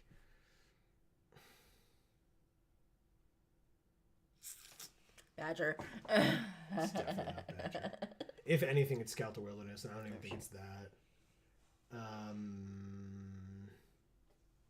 Sure. I'll put it in the sideboard if we end up in green in some capacity. C. Helen says, debating on what to get myself for Christmas, a Switch or all the December Commander decks. Ooh, tough choice. Very nice. Okay. How often do you get to play Commander? If first of all, if you're asking for advice, then I'll continue it by saying, you know, how often do you play Commander? Because, you know, maybe balance that out for like how often do you play Commander versus how often are you going to play your Switch? Emilio says he 100% uses all hands and arms and PUD all at the same time. Amazing. Yeah, definitely. All right, I'm going to take Bone Splinters here because, like, if we get lucky enough to get the white defender, it's going to make birds, and sacking the birds to, like, kill their best cards is pretty damn good. Plus, it's probably the best thing for us in the pack regardless. So, yes, please, and thank you. Erica says, I cannot recommend a Switch enough. Commander is great, but I would pick a Switch in a heartbeat. Emilio says, if you get a Switch, play me in Smash. Amazing. And C. Holland says, maybe once a month. Okay. And then Erica says, Emilio, when are we going to play Smash? I'm going to take the Salvage Mana Worker because right now we're only black and maybe blue, but hopefully we're able to get some more defenders in other colors. So the Mana Worker might help us out quite a bit. So I'm going to give it a try. Idyllic Beachfront is not exactly where I want to be, but to be fair, these blue cards aren't jumping out at me either. So sure, Idyllic Beachfront it is. Floriferous Vine Wall. Ooh, Shield Wall Sentinel's better. Yeah. For right now, for us, Shield Wall Sentinel is much better. I will happily take it. Emilio says, I play Smash every day. We're just a friend code away. Is that a Charlie Puth song? C. Helen says, I suck at fighting games, LOL. Erica says, just message me on Discord sometime and I'm down. Now you're going to have that song stuck in my head. You're welcome. Oh, wow. Enthrall to the Pit. All right. On color, rare or mythic? Nope. I mean, yes, technically, I suppose, but no. And also, I mean, Gibbering Barricade is a very good defender. So, sure. I will forego this very cool Choking Miasma to go for the Gibbering Barricade instead. Hopefully. I'll choke your miasma. That doesn't make sense. Drawbridge? That makes sense to everybody?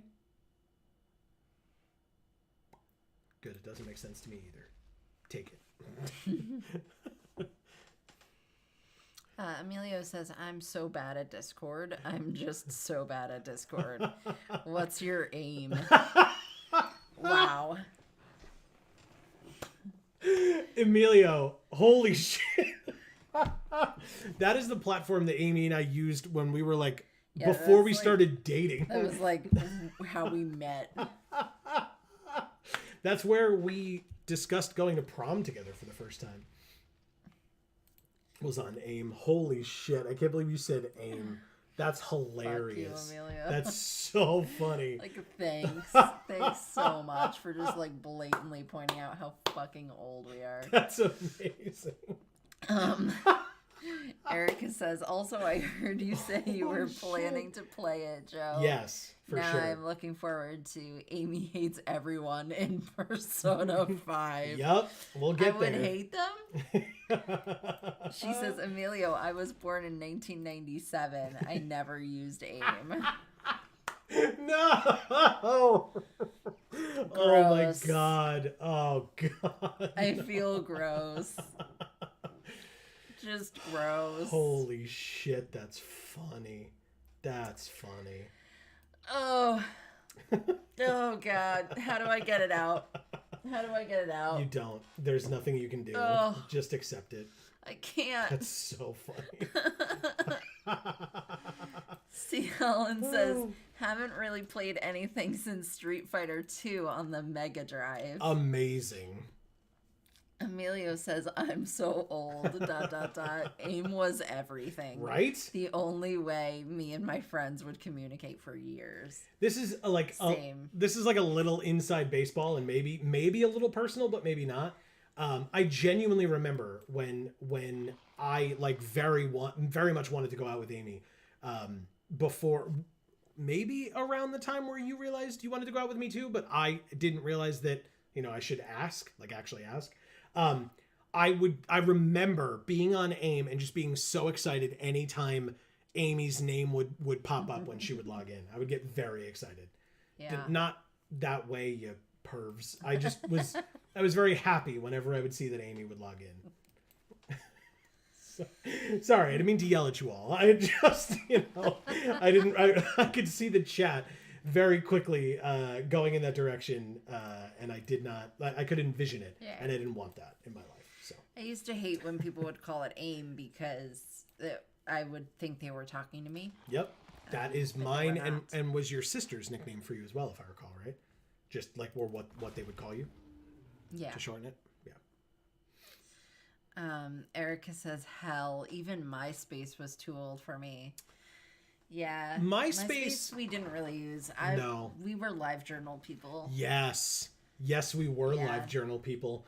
Angsty LiveJournal people. Yeah. Oh my god. Emilio says we're just yucky and old for the rest of our lives. MySpace was my actual life for so long. Yeah, that sounds like you, Emilio. All right, I need one of the uncommon defenders. Fuck. I mean. Yes. There's a wall. I see it. There's two, actually. Oh, yeah. I don't notice the vine wall. God, I hate this. God, I really wish we had better stuff here for us. See, Helen says carrier pigeon is still a thing, right? Fuck you, See, Helen. Good job. Very nice. That's great. That's good stuff right there. But yes, they are. Yeah. I'll send you one that just says fuck you. It's just like this little tiny piece of paper on a carrier pigeon. Ooh, a Shield Wall Sentinel again. Okay, good. These are just other copies of our Blight pile. So sure, this deck is great, right, everybody? This deck's going to be great. It's going to be great. Yep. Don't even worry about it. It is so hot in this apartment right now. Holy shit. I've been warm all day when we had the window open, and then we shut the window. Yep. Amelia says, custom profile, a song that played automatically on your profile. That's right. A top 8 friend list to let your friends know where they stand. Perfection. Yeah, I didn't have that. I was like excited to get my second LiveJournal where like I could like customize the background because it was just like a sexy picture of Angelina Jolie, and I just like tiled it so there was like a whole bunch of it. You did love Angelina Jolie. Yeah. Because of course I did. Yeah, of course you did. God, why do I not have more of these uncommon payoff cards? I'm so annoyed. Erica says one of my favorite lines. lines. Shit. Yes. Sorry, I didn't mean to interrupt you, but that's okay. Yes, got there. Got there. Everything I've ever wanted in life is complete. Thank you. Good. Go ahead. Erica says one of my favorite lines from Persona 4, not a spoiler, just funny, is an old teacher who says, "You kids always on your life journals and your my places." Yep. That's amazing. Right. Yep. And Emilio says MySpace was the dawn of emo music for me. Adorable. Sure. And C. Holland says dab. And Erica says, I fully expected Amy to say a sexy picture of Angela Lansbury. I'm not that old. I mean, I'm old, but I'm not that old. I did watch Murder, She Wrote a lot, but you know. I was going to say. I wasn't like into her.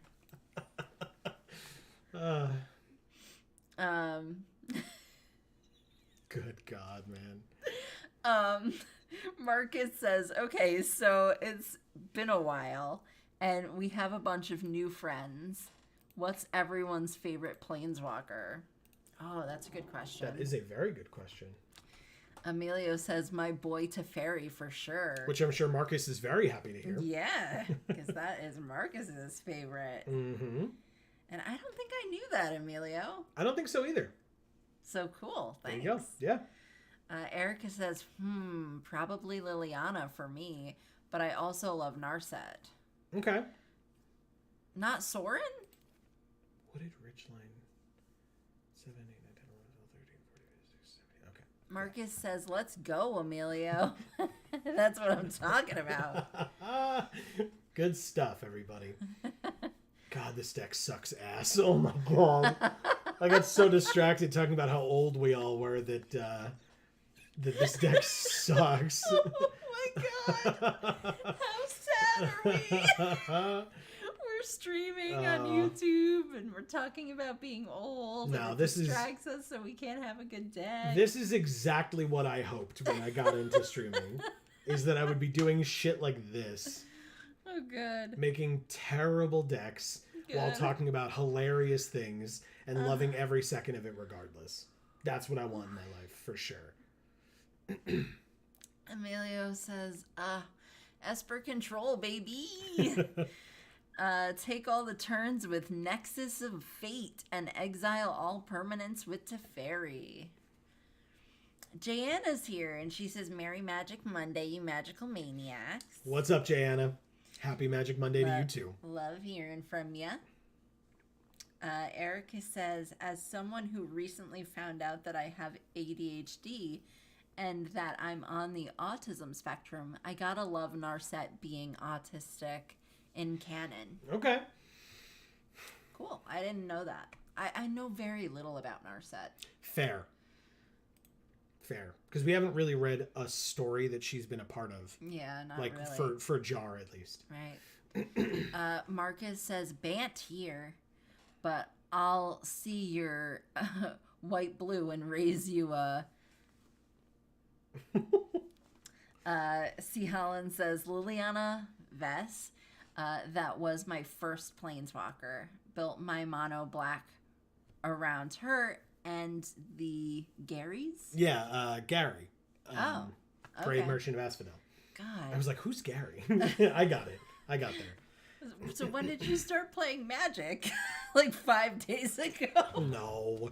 The Gary that you remember recently is a reprint from Original Theros. Okay, thank you. Yes. Original Theros. That makes me feel better. Okay.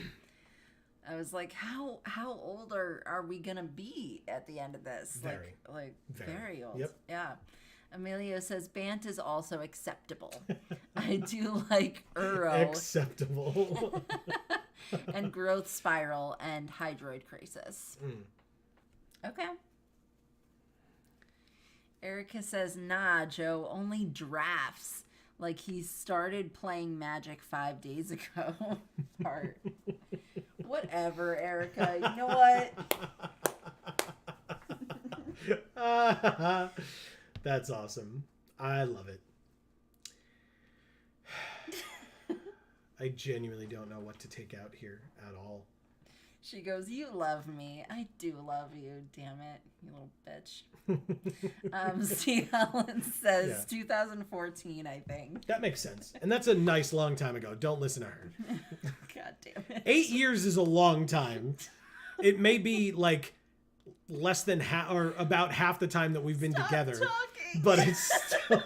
Please just stop. Just stop. Oh man, that's super funny. Gianna says, no, you didn't. And 4 crying, laughing faces. Emilio says the Gary reprint was not as impactful as the OG printing of Gary. Correct. Yeah. Yeah, because devotion wasn't as much a thing in standard following that point, if I recall correctly. The more recent version.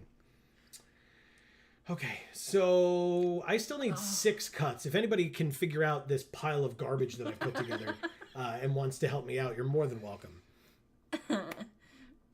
Oh, God, Erica, no. Erica says, Bring Me to Life by Evanescence came out when I was in 3rd grade.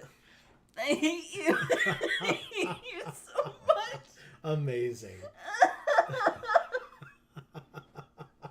Jesus. Are you all right over there? Why? Let me ask it this way. What for anybody that's comfortable saying so, right? If you're not, please don't. But for what grades were people in 2006? Oh, no. Please don't. Marcus says, oh, Marcus says it wasn't, and that's sad. Gary is super fun. Agreed. See, Holland says, I'm sorry, I'm having palpitations. See, Holland says downvote on Erica. Oh, interesting. Oh. Erica says, I was born the same year Disney's Aladdin came out in theaters. Okay. Oh. I actually will say that doesn't make me feel as old because I believe Aladdin is the first movie that I remember seeing in theaters. I didn't see Aladdin until I was nannying for a 2-year-old. And that's when we watched it. Yeah, that was like 6 years ago, 7 years ago. Yeah. Jay Anna says, oh my God, LMAO. All right. What do I take out of this stupid deck? Erica says, in 2006, I was in 4th grade. Look at her face. Everything's fine. Let's just play our shitty deck. C. Holland says on the Evanescence. Yeah, for the downvote deck. Oh, the downvote on the Evanescence song. Well, no, downvote on Erica because of talking about the Evanescence. Oh, okay. So do you like Evanescence or you don't like Evanescence? Jayanna says, you're older than me, crying, laughing face. You mean Erica's older than you? Yeah, I think that's what she means. And Marcus said. Oh, and Marcus says, where's the geezer emoji when you need it? I was 20 when that song came out. Yeah, the reason I asked about 2006 is because for people who weren't aware, that's when Amy and I started dating. So, Erica, Amy and I started dating when you were in 4th grade. It's so sad. That's hilarious. C. Holland says, Yeah, you read I read that already. Jay Hannah says, yes, my baby. No, I'm baby. I'm a baby with crying faces. Amy, we're killing her slowly. It's going to be fine. I'm just very warm now. It's really hot in here. It's very hot.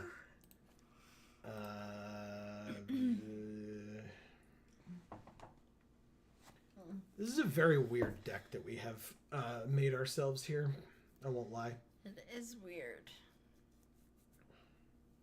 Emilio says, I was homeschooled, so I have no grasp on grades to age. But I signed someone up for a Pokemon tournament the other day, and he said he was born in 2004. And my brain was just, what the fuck? Yeah. C. Holland says, I'm so old I need to go shout at the kids on my lawn. That's amazing, Awesome. C. Holland. Awesome. That's amazing. Emilio says, you're a kid born after 2000. Yeah, we when we were at camp, we had a discussion on like 9/11, and this one kid was just like, my dad told me about it because I wasn't born yet, and we were like, get out, please leave us alone, Please stop, go away. Yeah, so funny. All right, so Tribute to Urborg cares about instants and sorceries, so that's probably fine. Bone Splinters, Shore Up. This deck is weird. C. Holland says, I'm the guy from Up. LOL. Amazing. The guy from Up is awesome. He is pretty awesome. And so is C. Holland. I mean, how many do we have? 1, 2, 3, 4, 5, 6, 7, 8, 9, 10, 11, 12, 13. It's a lot. We also probably should cut some land. Well... Or, sorry, not some. a land. um,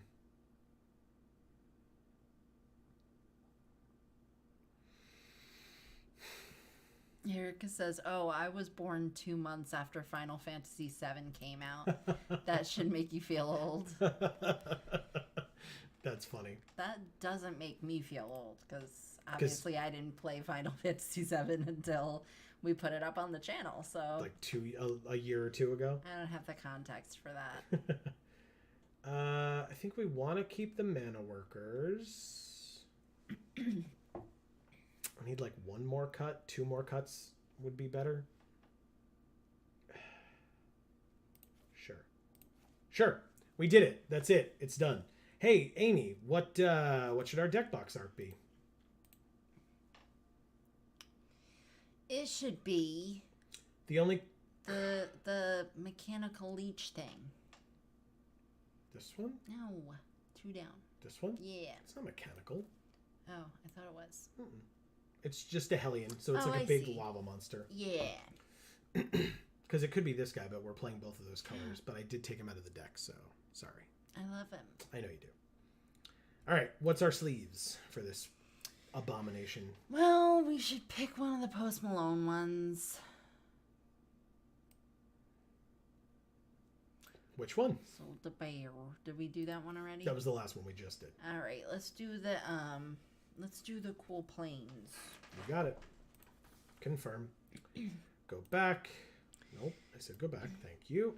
Amelia says, I was born in 92, but for some reason I feel like if you were born in the 2000s, you're just a kid. Despite the fact that if you were born in the year 2001, you're of legal drinking age right now. Right. But I don't disagree with you. So 2, 1, 1, but we don't have any white. Mulligan? Sure. This hand will work just fine. I don't actually know that. Urtai gets to go away, I suppose. Islet. There's a dragon. They said hello. Well, hello to you too, Gaijin. Nope. We will go like this and this. Cool. Okay.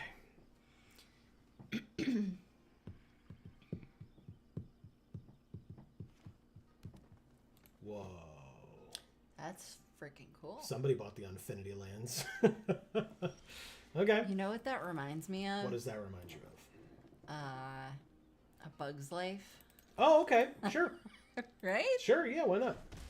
I'll put it back up in a sec. There you go. Did you guys watch that movie when you were kids? What's their sleeves? Oh, it's Ryu. Gotcha.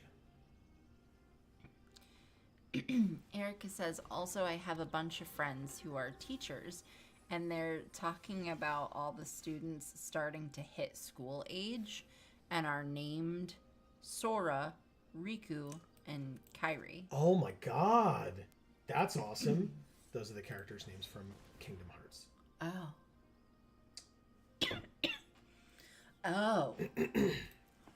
Okay. Oh, yeah. Jesus. What a weird set of draws. Okay, and that's actually quite annoying because we don't have any white, and we just drew both of these in a row as our 2 cards that we drew. Okay. Oh my god. Fine. So yeah, that's interesting, right? To be like, oh, okay, so their parents are the age where, you know, that was a pivotal game for them to the point where they named their kids after the characters. Correct. Cool. Erica says, I have seen A Bug's Life once, I think. Way back, though. Ooh, look at the swamps, too. Ooh. They look like broken blueberries. Yeah, kind of. Very weird mushrooms. Yeah. All right, so we do have Shore Up if we really need it. Now I want to eat blueberries. And I do need it. Thanks, Shore Up. You're the best. Decline to do the thing. Ha ha! They really wanted to get rid of that. Okay, sure. I will block here. And take 3? Sure. You got it. we drew the white, which means Shield Wall Sentinel. And yes, I would like to search for a defender. I would like to search for this blight pile, please. Thank you. Sure. I will attack. You are a blight pile. Thanks, I guess. Rude. But thank you. Hey. See, another Helen. one. Oh, sorry. No, you're fine. See, Helen says, did something happen to their internet? Oh, why? Did we... Oh, did we freeze? I still see us over there. Yeah, it was just you, see, Helen. I'm sorry. I'm so sorry. Let's play the blight pile. Erica says, also, apropos of nothing, I rewatched the animated Beauty and the Beast and just cried through the whole thing. Gotcha. I love Beauty and the Beast. Hey, they finally got rid of our academy wall. Okay. We're going to take a lot of damage, though. Beauty and the Beast was my favorite. I had it on VHS, and so I would just fast forward to the songs and sing all the songs, and then do it again and again and again and again and again all day long. Oh, God. Of course we don't have enough land for this. God damn it, man. See, Holland says, I've got spinning wheel. Oh, for your video feed? I mean, he might not even be able to hear us at all. Oh, yeah, I guess not. Oh, he says it's back. Okay. Okay. Did you hear us ask you the questions, or you didn't? We're gonna lose. Erica says it's loading for me totally fine. Just be on your end, or must be on your end. Emilio says I'm still live on my end. And Erica says, be our guest is a bop. Yeah, I mean, everybody loves that song. Yeah, when I ever found out that Lumiere... Oh, my God. Hey, cool, a 5th land. Isn't that great? Time to concede. Holy shit. What was I going to say? When I ever found out that Lumiere was voiced by the dude from Law & Order... Amazing. Jerry Orbach. Rest in peace. That dude was awesome. Emilio says, I don't have time for childish cartoons. I need to play Smash.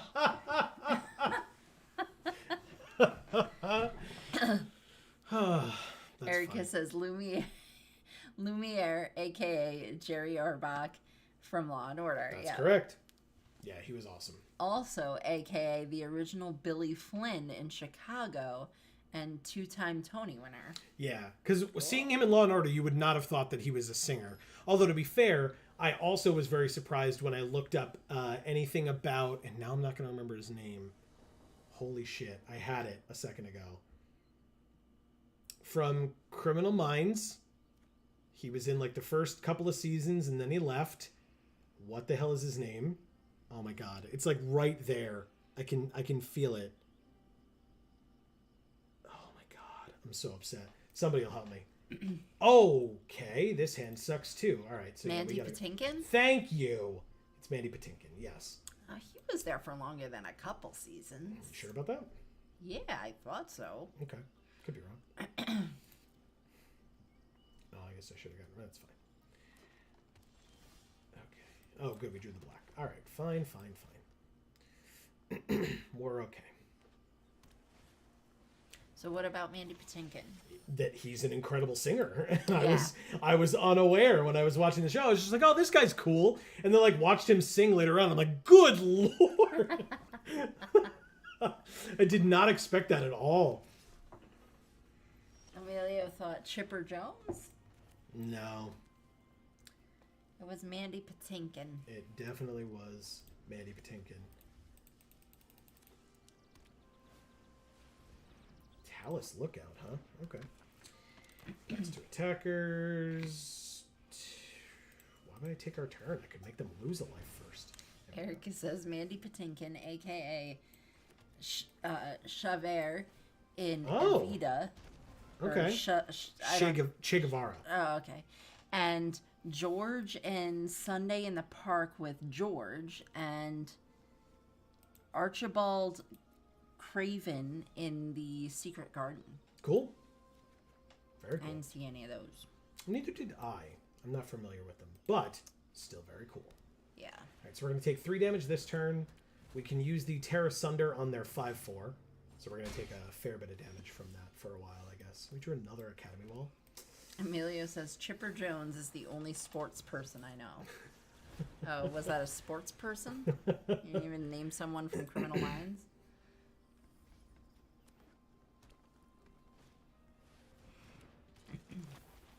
Micromancer. Getting Shore Up. That makes sense. I was thinking more like a macromancer, you know. Well, unfortunately, we can't have those around here. Yeah. Sure. So I will play... I can't stop this flyer. Academy Wall. I guess Clockwork Drawbridge can stop the flyer in future turns, but I'll need another land. You have a counterspell? Okay. Well, thankfully I have another Academy Wall in my hand, so I'm not as worried about that. Erica says, also, going back to Amy mentioning Murder, She Wrote, R.I.P. to Ron Masick, who played Sheriff Metzger in the latter half of the series. I am not familiar, but yeah. All right, Academy Wall. Pass, I guess, and not play the Gibbering Barricade, even though they know it's the only card left in our hand. Emilio says, unless it's Smash Sports. Nice. Right, so they're tapping no, they're just shrinking our creature. You got it. Oh, it must block this turn, they're saying. But it doesn't matter, right? Okay. They just did it to draw a card. And make a 1/1 soldier. You got it.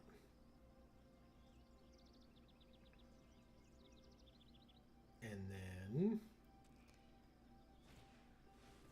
I mean, obviously I'm going to tap one of your things. But what? I guess they could shore up in response to this. But I would happily have them waste their shore up here. Very happily. You got it. Please do it. In response to tapping something for 3 damage, you got it. Amazing. Okay. Not a problem at all. Erica says, in the first 5 seasons of Murder, She Wrote, they had Sheriff Tupper, played by Tom Bosley. But in seasons 6 through 10, he left and Ron joined as new Sheriff Metzger. Gotcha. I didn't remember any of that. All right, we lose. Oh. Like a lot. Like we lose a lot. Yeah, this deck's real bad. Thank you, Gilm689. All right, I guess we got to play another game. See if we can actually win one. Oh, right, I got to switch our land around. And, like, actually put another land back in the deck. Okay, we're playing the Dirty 41. Okay, not a problem. Let's go. C. Holland says Angela also passed away recently. Correct. And Erica says, and now all the main characters from Murder, She Wrote are together again in the afterlife, and oh no, now I'm sad. Fair. This hand seems fine. Yep, just fine. C. Holland says, yeah, it sucks. Yeah. Alright, so Mana Worker on turn 2, I guess is what we're supposed to do here, as opposed to attacking them for 3. Sure. Turn 3. Hey, they have a Clockwork Drawbridge. Ah, and tap land. Well, let's go like this, I guess. Erica says, speaking of Angela, has anyone here seen Bed Knobs and Broomsticks? And C. Helen says, yep. I feel like I have, I But have not. if I have, it was so long ago that I do not remember it. Let's go with an academy wall. Yes, because then it can be a 5/5. And you might learn something.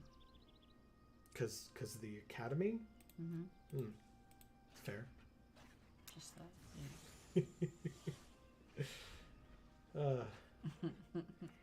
All right. What are they going to do? I guess they're just keeping up tap mana? Interesting. Okay. Well, then let's see what they're going to... Oh, right. Okay. Well, I'm just going to play this and pass then, if they're going to waste their turn keeping up mana. And no attacks. They sure can tap something at the end of the turn. Why the 2/4? I guess because it could deal 2 damage? I'm confused. Okay. Passing through their whole turn again. All right, this is the kind of deck we need to play against. I like it. Let's go get that Blight Pile.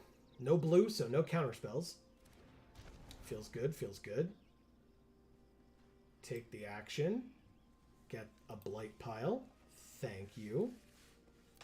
She says it's a wonderful film where Angela Lansbury plays a witch who is literally trying to use magic to fend off the Nazis in World War II.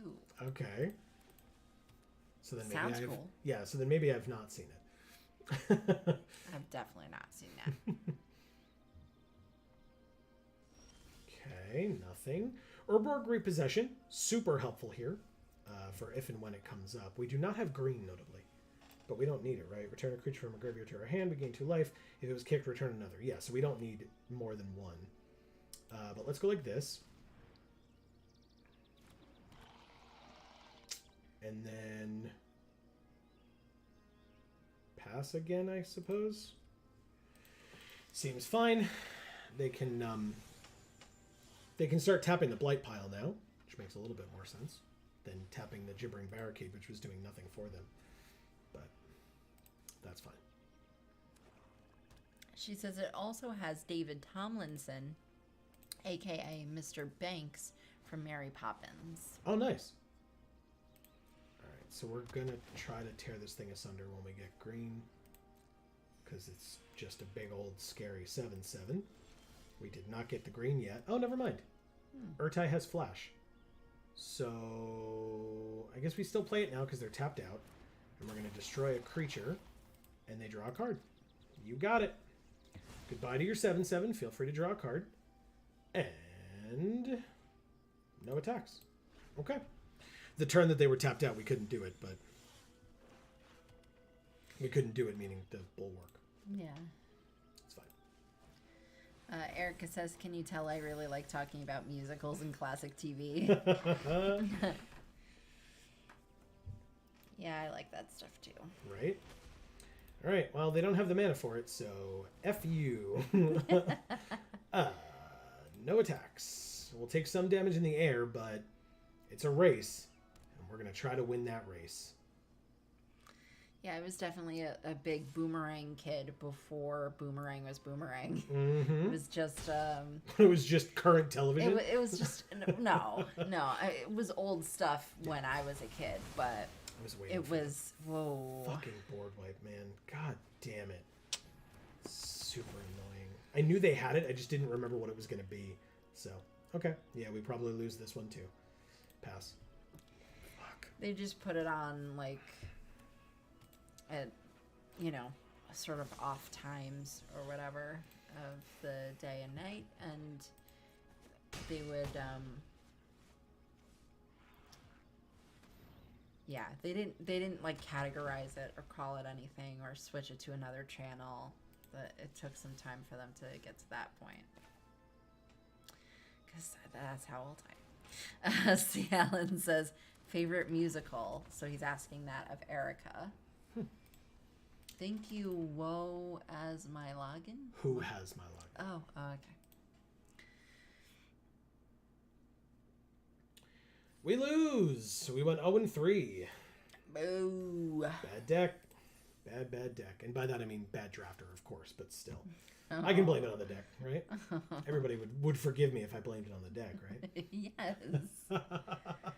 Erica says, I also watched some Law and Order recently and recognized the actor who originated the role of Collins in Rent. Correct. I forget his name, but yes.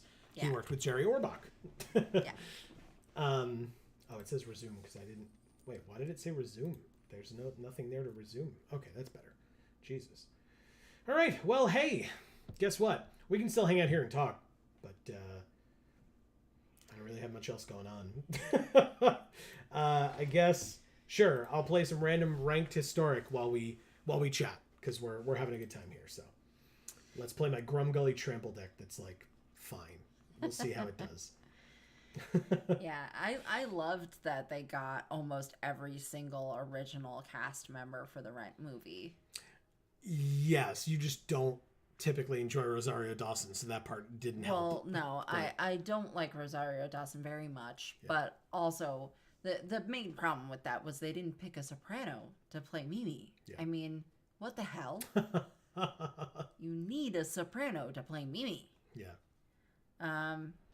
C. Holland says, mine's Little Shop of Horrors. I love Little Shop of Horrors. She does, and I have not seen it yet. Erica says, my favorite musical is a tie between A Little Night Music and Sweeney Todd, which also has Angela Lansbury. Erica says, Jesse L. Martin is his name. Yes, the guy who was Collins. Oh, okay. And who worked alongside Jerry Orbach. Yeah. Or Orbach. And yes, that is correct.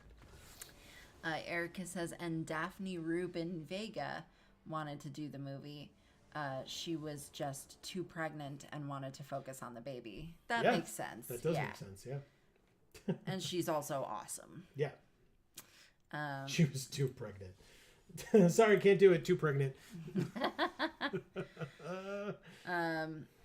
C. Holland says, Rosario wasn't too bad in Josie and the Pussycats. I did not see that. With Rosario Dawson? I did not see that.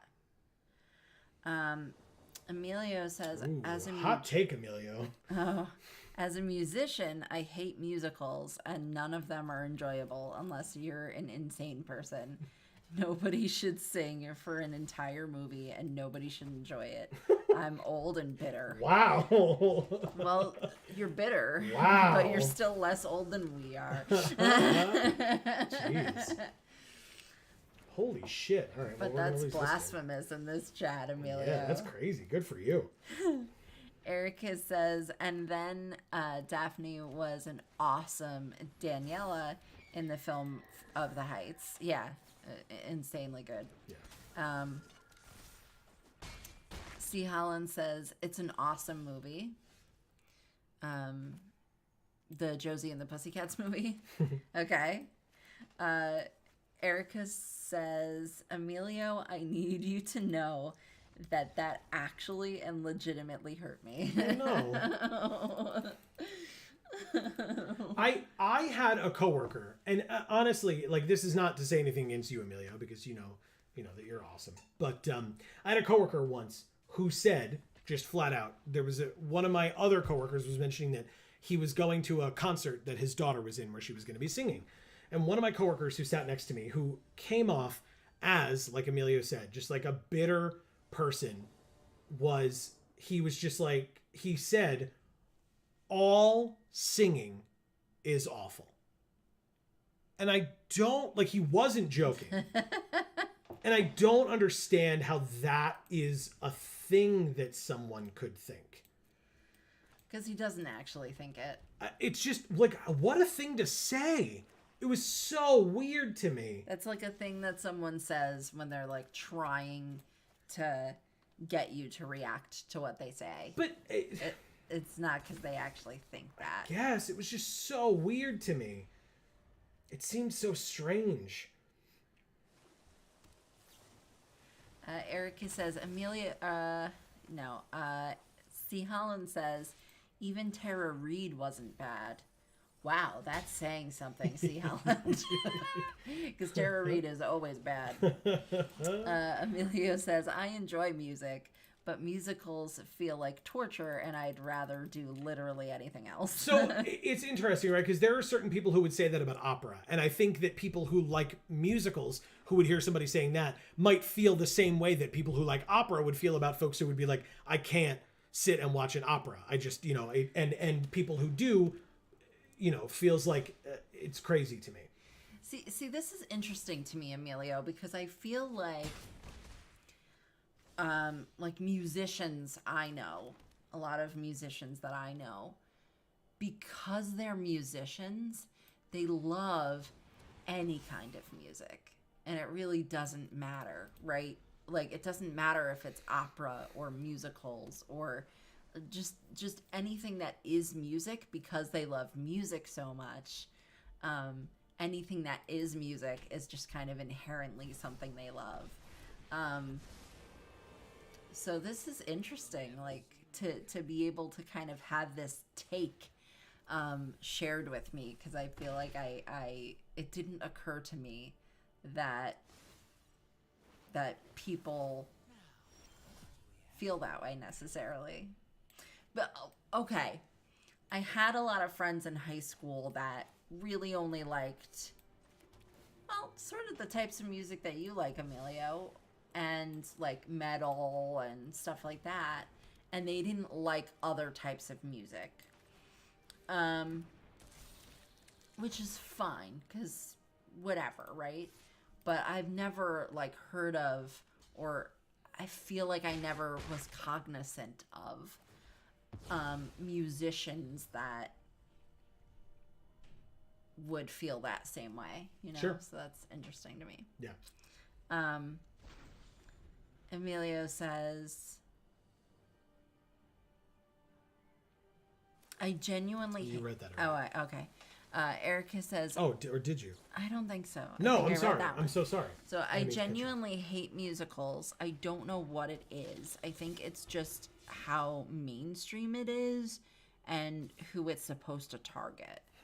And Erica says, opera is a little too much for me. But Agreed. mostly that comes from me not really enjoying the timbre of voice that opera requires. Okay.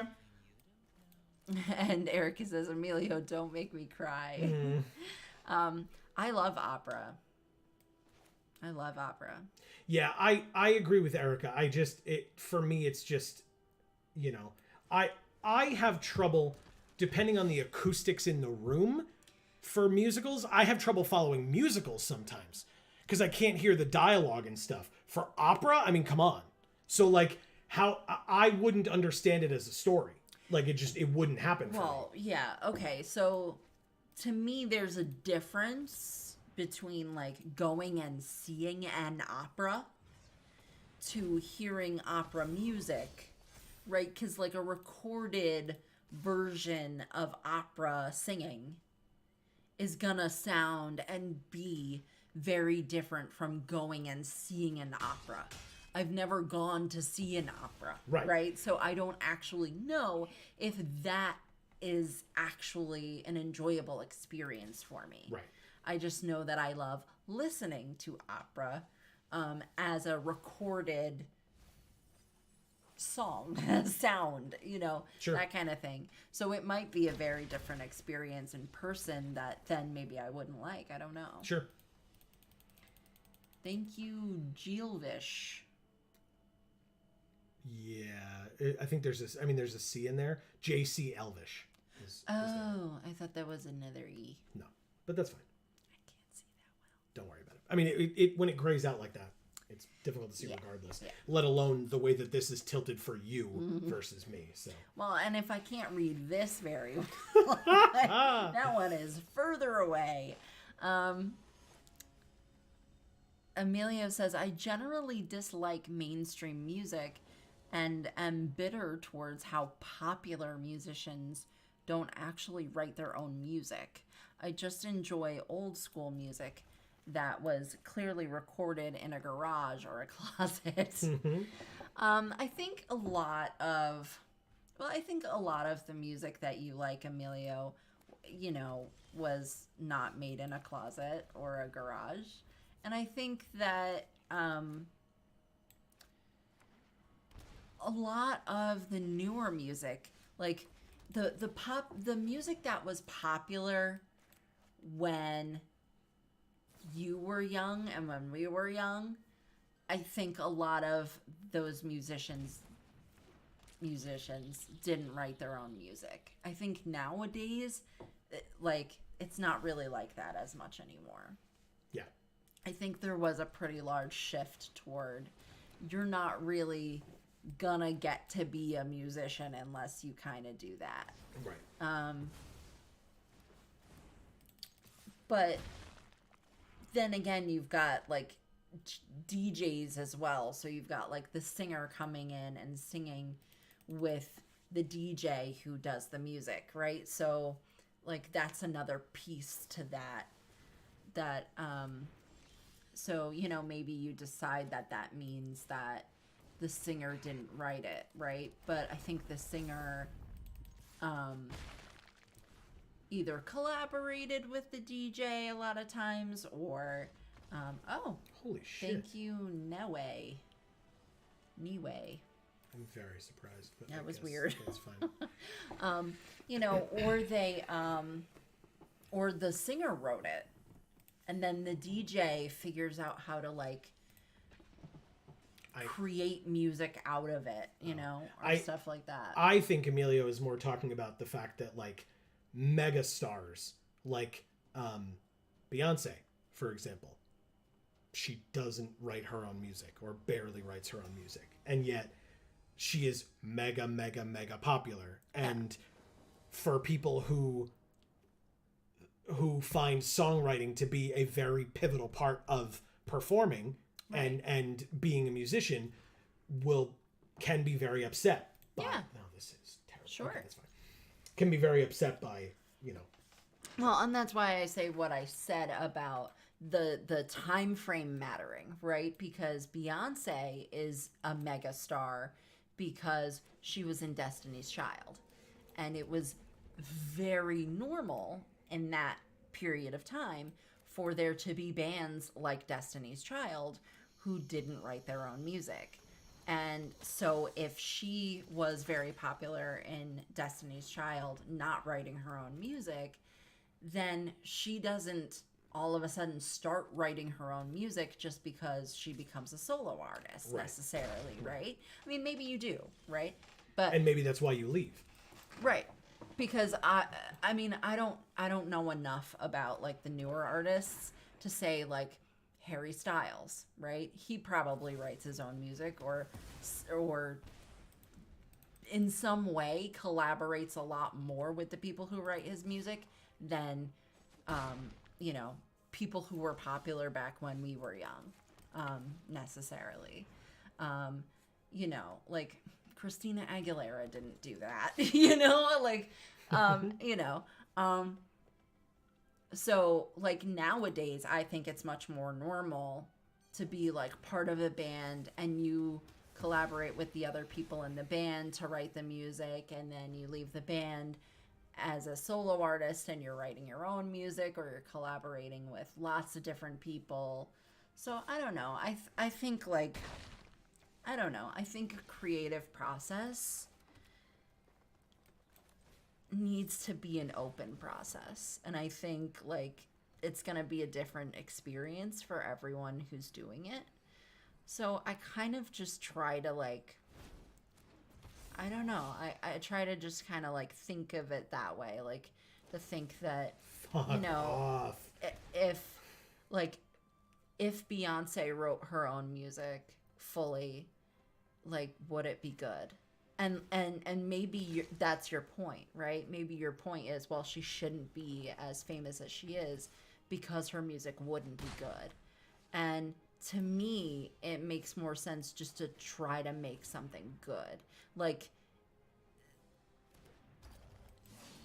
who cares who's the person singing it, right? Like, as long as the creative process amounts to something that turns out to be good and popular and possibly life-changing for certain people when they hear it, and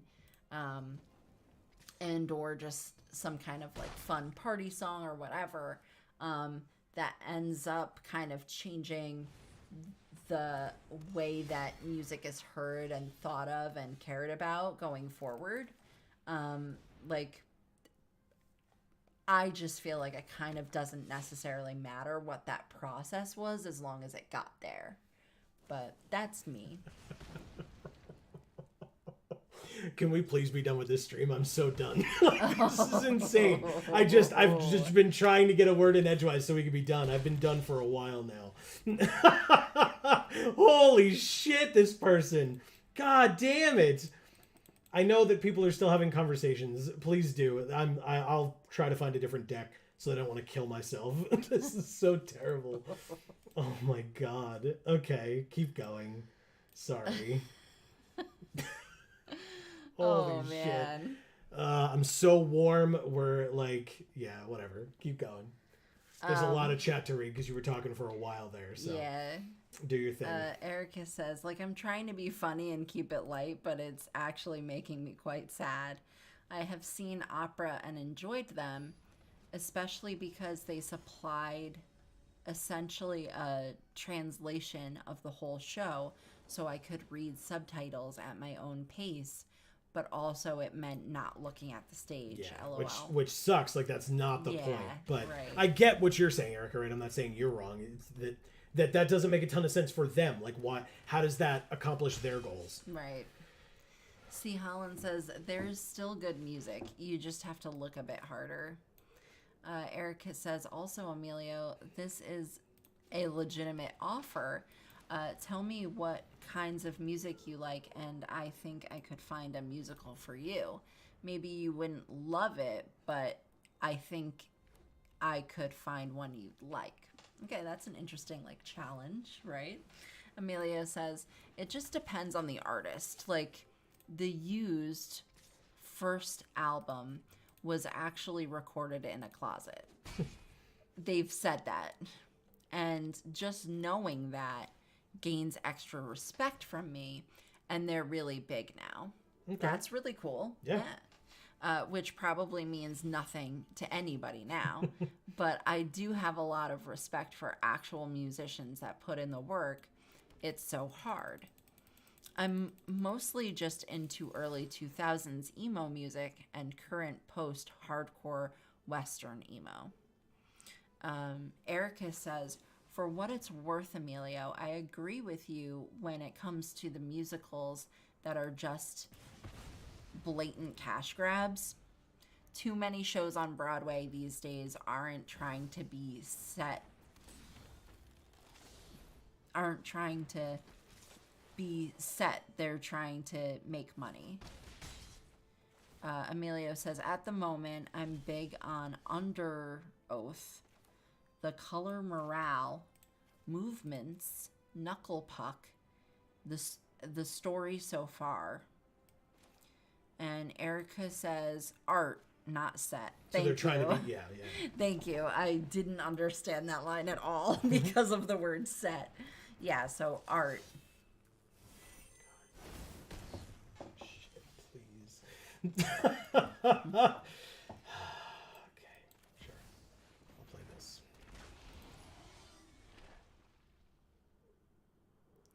Yeah, I mean, the thing that, I don't know,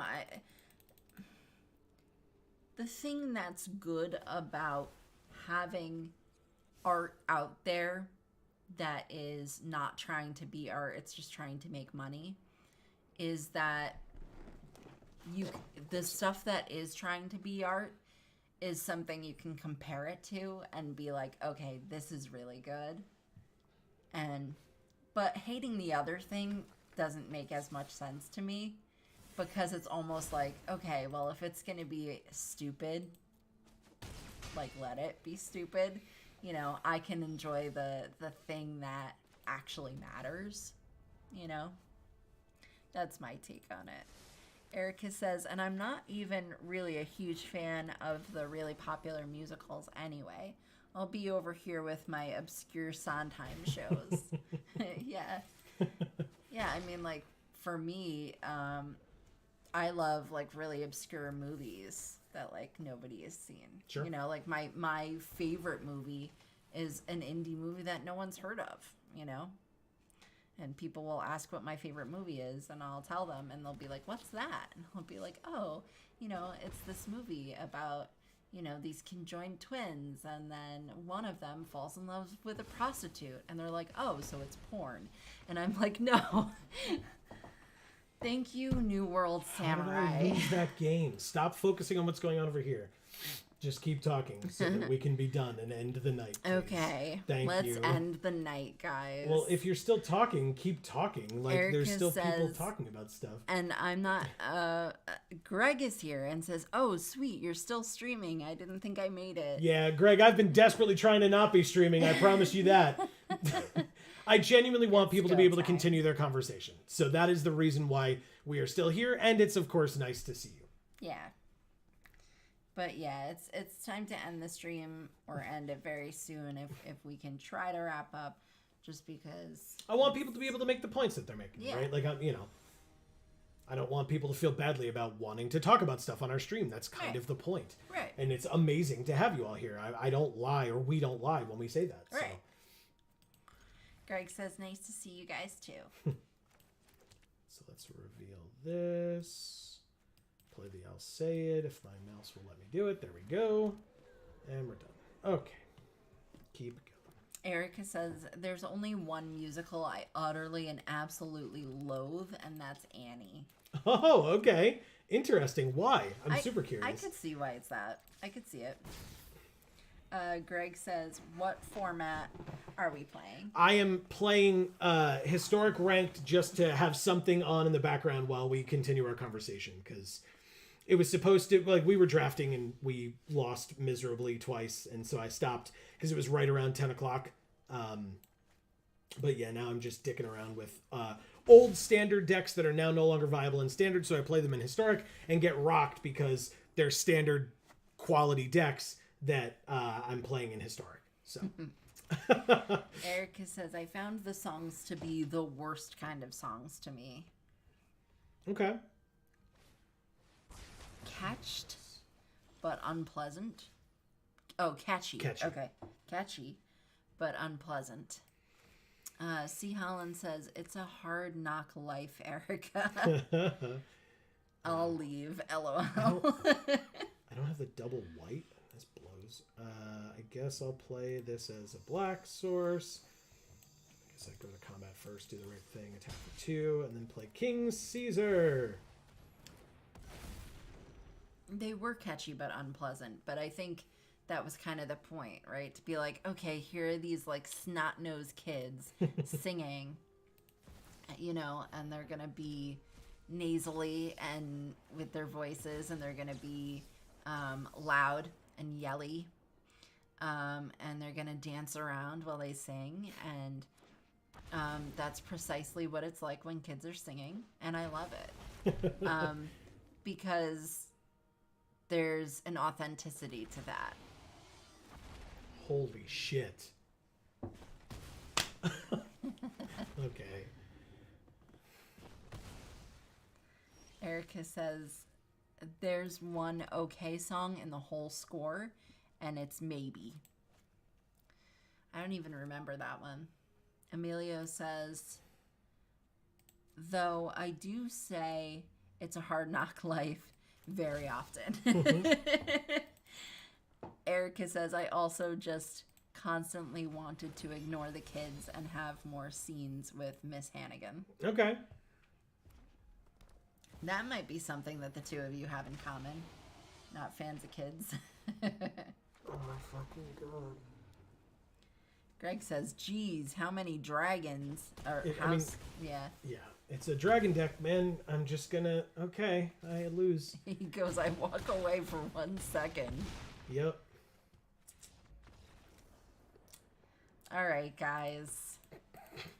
Let's... Please. Yeah, we're Please. we're gonna mercifully end. I'll beg if I have to, but it's been... I've sat here for like 22 minutes. I think that's enough time, right? of just getting beaten down morally and like, or my morale has been lowered and whatever. Erica says, to be honest, I always want more Caribou Net. Fair. Greg says, we have Wrath of God? Nope, too late. Nope. Sad face. No, we have, what the hell is it called?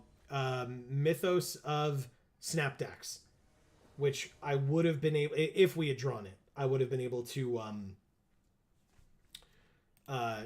play so that I could have picked one card on their side of the field that they would have gotten to keep, and they would have had to lose every other card on their side of the field. That's my board wipe that I have in that deck. Emilio says, Joe is specifically the only one getting destroyed this whole time. What a soldier. Let Joe get some sleep. I appreciate each and every one of you being able to talk about stuff, because people that are passionate about things get to talk about things, and that's amazing. Yeah. So please continue to do so.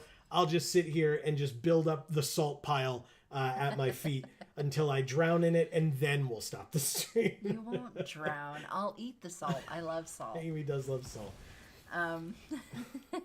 Erica says, I love you, Joe. I'm sorry. Sad face. Again, please don't apologize to me. You are all amazing people. Keep up the great work. She says, if it helps, I'm doing a painting for you and Amy. Oh, wow. Ooh, that's exciting. Very cool. Okay. I'm curious and What's interested. it like? Oh, don't tell me. Emilio says, I wish I was there to rub your shoulders and tell you everything will be all right. I'll just go, like, when we're done here, I'll just go back to playing Eternal Darkness to get ready for Friday's stream. Yeah, guys, check out our Eternal Darkness Sanity's Requiem series. Over on Video Games for All, link in the description down below. I'll be showing all the versions of the enemies and gods and stuff that we didn't get to see in the main playthrough that we did on the channel this Friday at 8 p.m. Eastern, live on stream. So you should definitely come join. That'll be right here on this channel, by the way, Geek for All. So, but yeah, I decided to switch to my Angel Lifelink deck now that I didn't have to play blue or red spells anymore. So maybe I could have a chance of winning, but it doesn't seem like it, does it? Erica says, I'm doing an abstract piece, split in half, and I made up a color scheme for each of you of colors I associate you with. Oh, interesting. That's amazing. I love it. I'm actually curious if this works. Does it have to be sorcery speed? It does, right?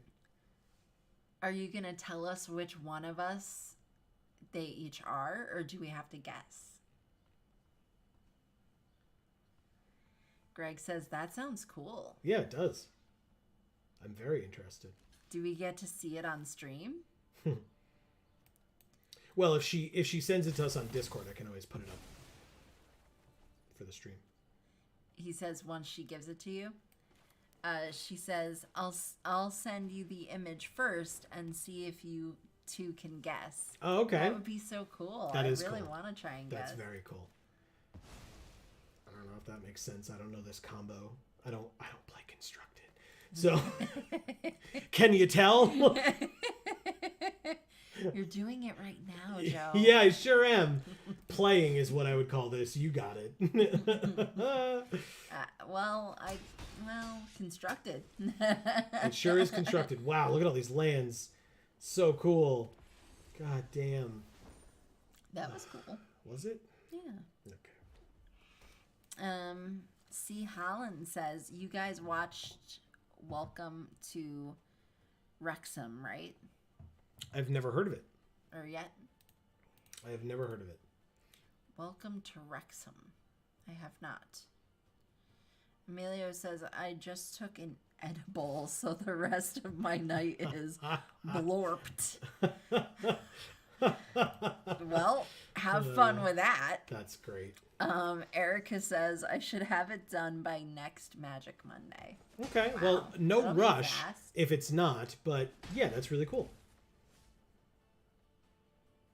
All right, can we live? They just played their third land and we're at 3, everybody. Can we survive?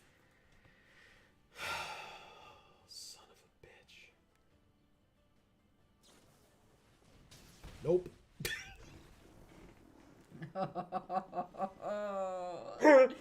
Well, it's that time, guys. I love you all, but we're gonna go. For the love of all things holy, we're gonna go. Thank you. This was a hell of a stream. I like this. So read everything else that's here, but we will say goodbye to folks. Yeah. Okay. That's so I don't funny. even know where it is. Erica says, "Man, I need to get more edibles." Greg says, "Okay, guys, I'm going to eat dinner." Okay, great. Erica says, "Emilio, can we Lady and the Tramp an edible?" Oh God. As long as I don't have to see it. Greg says, "Great to see you guys. Smile. You should get some sleep." Yeah, I should. Thanks, Greg. Erica says, "Bye, Greg." C. Holland says, "It's the documentary about Wrexham. Ryan Reynolds is part owner." Okay, so it's him and Rob McElhenney. Or McElhenney. I don't know what that is. From It's Always Sunny in Philadelphia. He says, "Bye." And then Greg says, "Bye, Erica, smile." And then Erica says, "No, Amy, you have to watch. I like it when you watch. Please, please, Erica, please."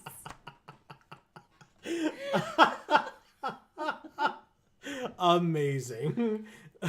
You know what, Erica? I'm sure there are Good night, certain Greg. things I would enjoy watching you do, but that is not one of them.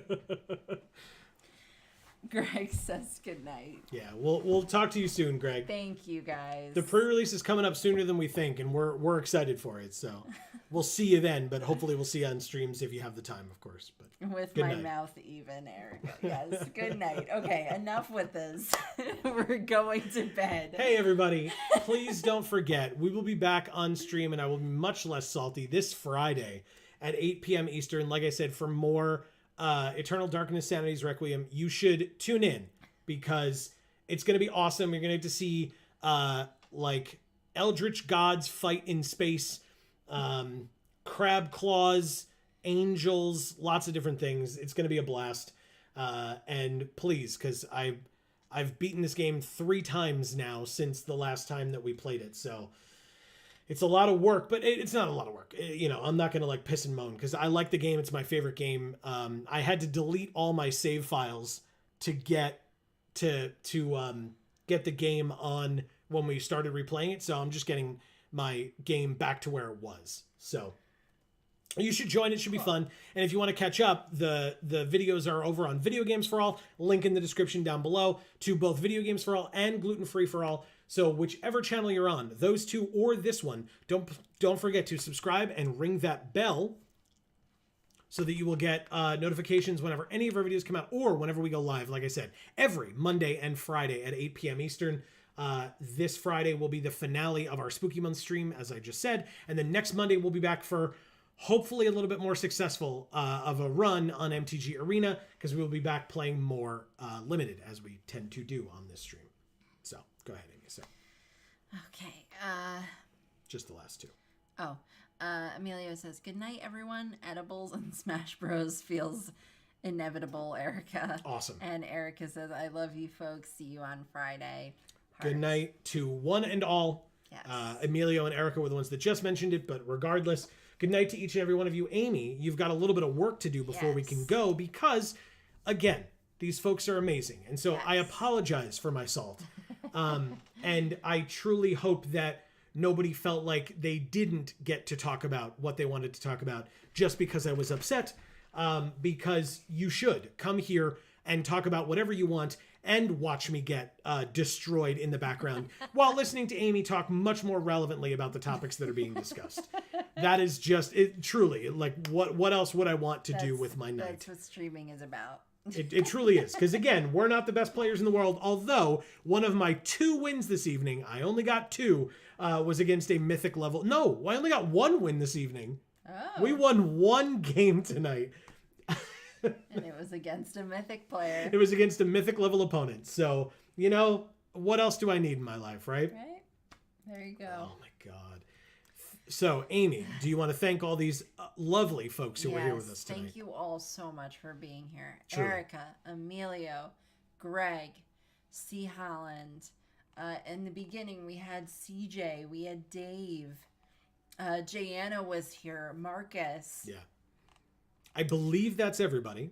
Because we had 2 C. Hollands just from changing accounts. Okay, I was like, there was one more person, but yeah, it was C. Holland's other account. Yeah. So thank you all so much for being here, for being so active in chat, for having such a conversation. Exactly. I really appreciate that you care this much, that you have this much to say, whether it is or is not about magic or whatever it is we're streaming, because it's not always magic, right? So thanks for being here. Thanks for caring. Thanks for showing up. Thanks for saying things. We love you, and good night. Yeah. Again, we'll be live again on Friday for Eternal Darkness Sanity's Requiem. If you are only here for Magic, we'll be back next Monday at 8 p.m. Eastern. And as Marcus mentioned, please don't forget that we do have our Jar series. We'll be trying to get the second episode out this coming Thursday, but the first one is live on the channel. So if you have not gotten a chance to check out the Brothers War stories yet for Magic, you should do so. And then we would love it if you would come join us on our review. It was Marcus approved. Let's put it that way. Right. So definitely go check out. He has good taste. I agree. So you can go check out today's video, and then we would love it if you would stick around. Again, subbing, ringing the bell, likes and shares go a very long way. We will see you when we are live again this Friday at 8 p.m. Eastern or next Monday, whatever the case may be. 3 new videos out on Video Games for All this week. The first episode tomorrow, or the first video tomorrow, is of Amy finally taking on the Fortree City Gym with Winona, I believe her name is, and her Altaria. Does Amy know about the Altaria? I'll give you a hint. She doesn't. So you should definitely Amy remember the Altaria. I'll give you a hint. She doesn't. So you should definitely go check it out. Stay tuned for that. You will all see that live tomorrow at noon Eastern on Video Games for All. Like I said, link in the description down below. But in between now and whenever we see you next, please continue to stay safe and happy and healthy. That is super important. That's to you and yours. And for now, from us here at the Geek for All family of channels, I have been Joe. And I'm Amy. And as we always say, in whichever video or stream of ours you watch next, we will see you all next time. Thanks, everybody.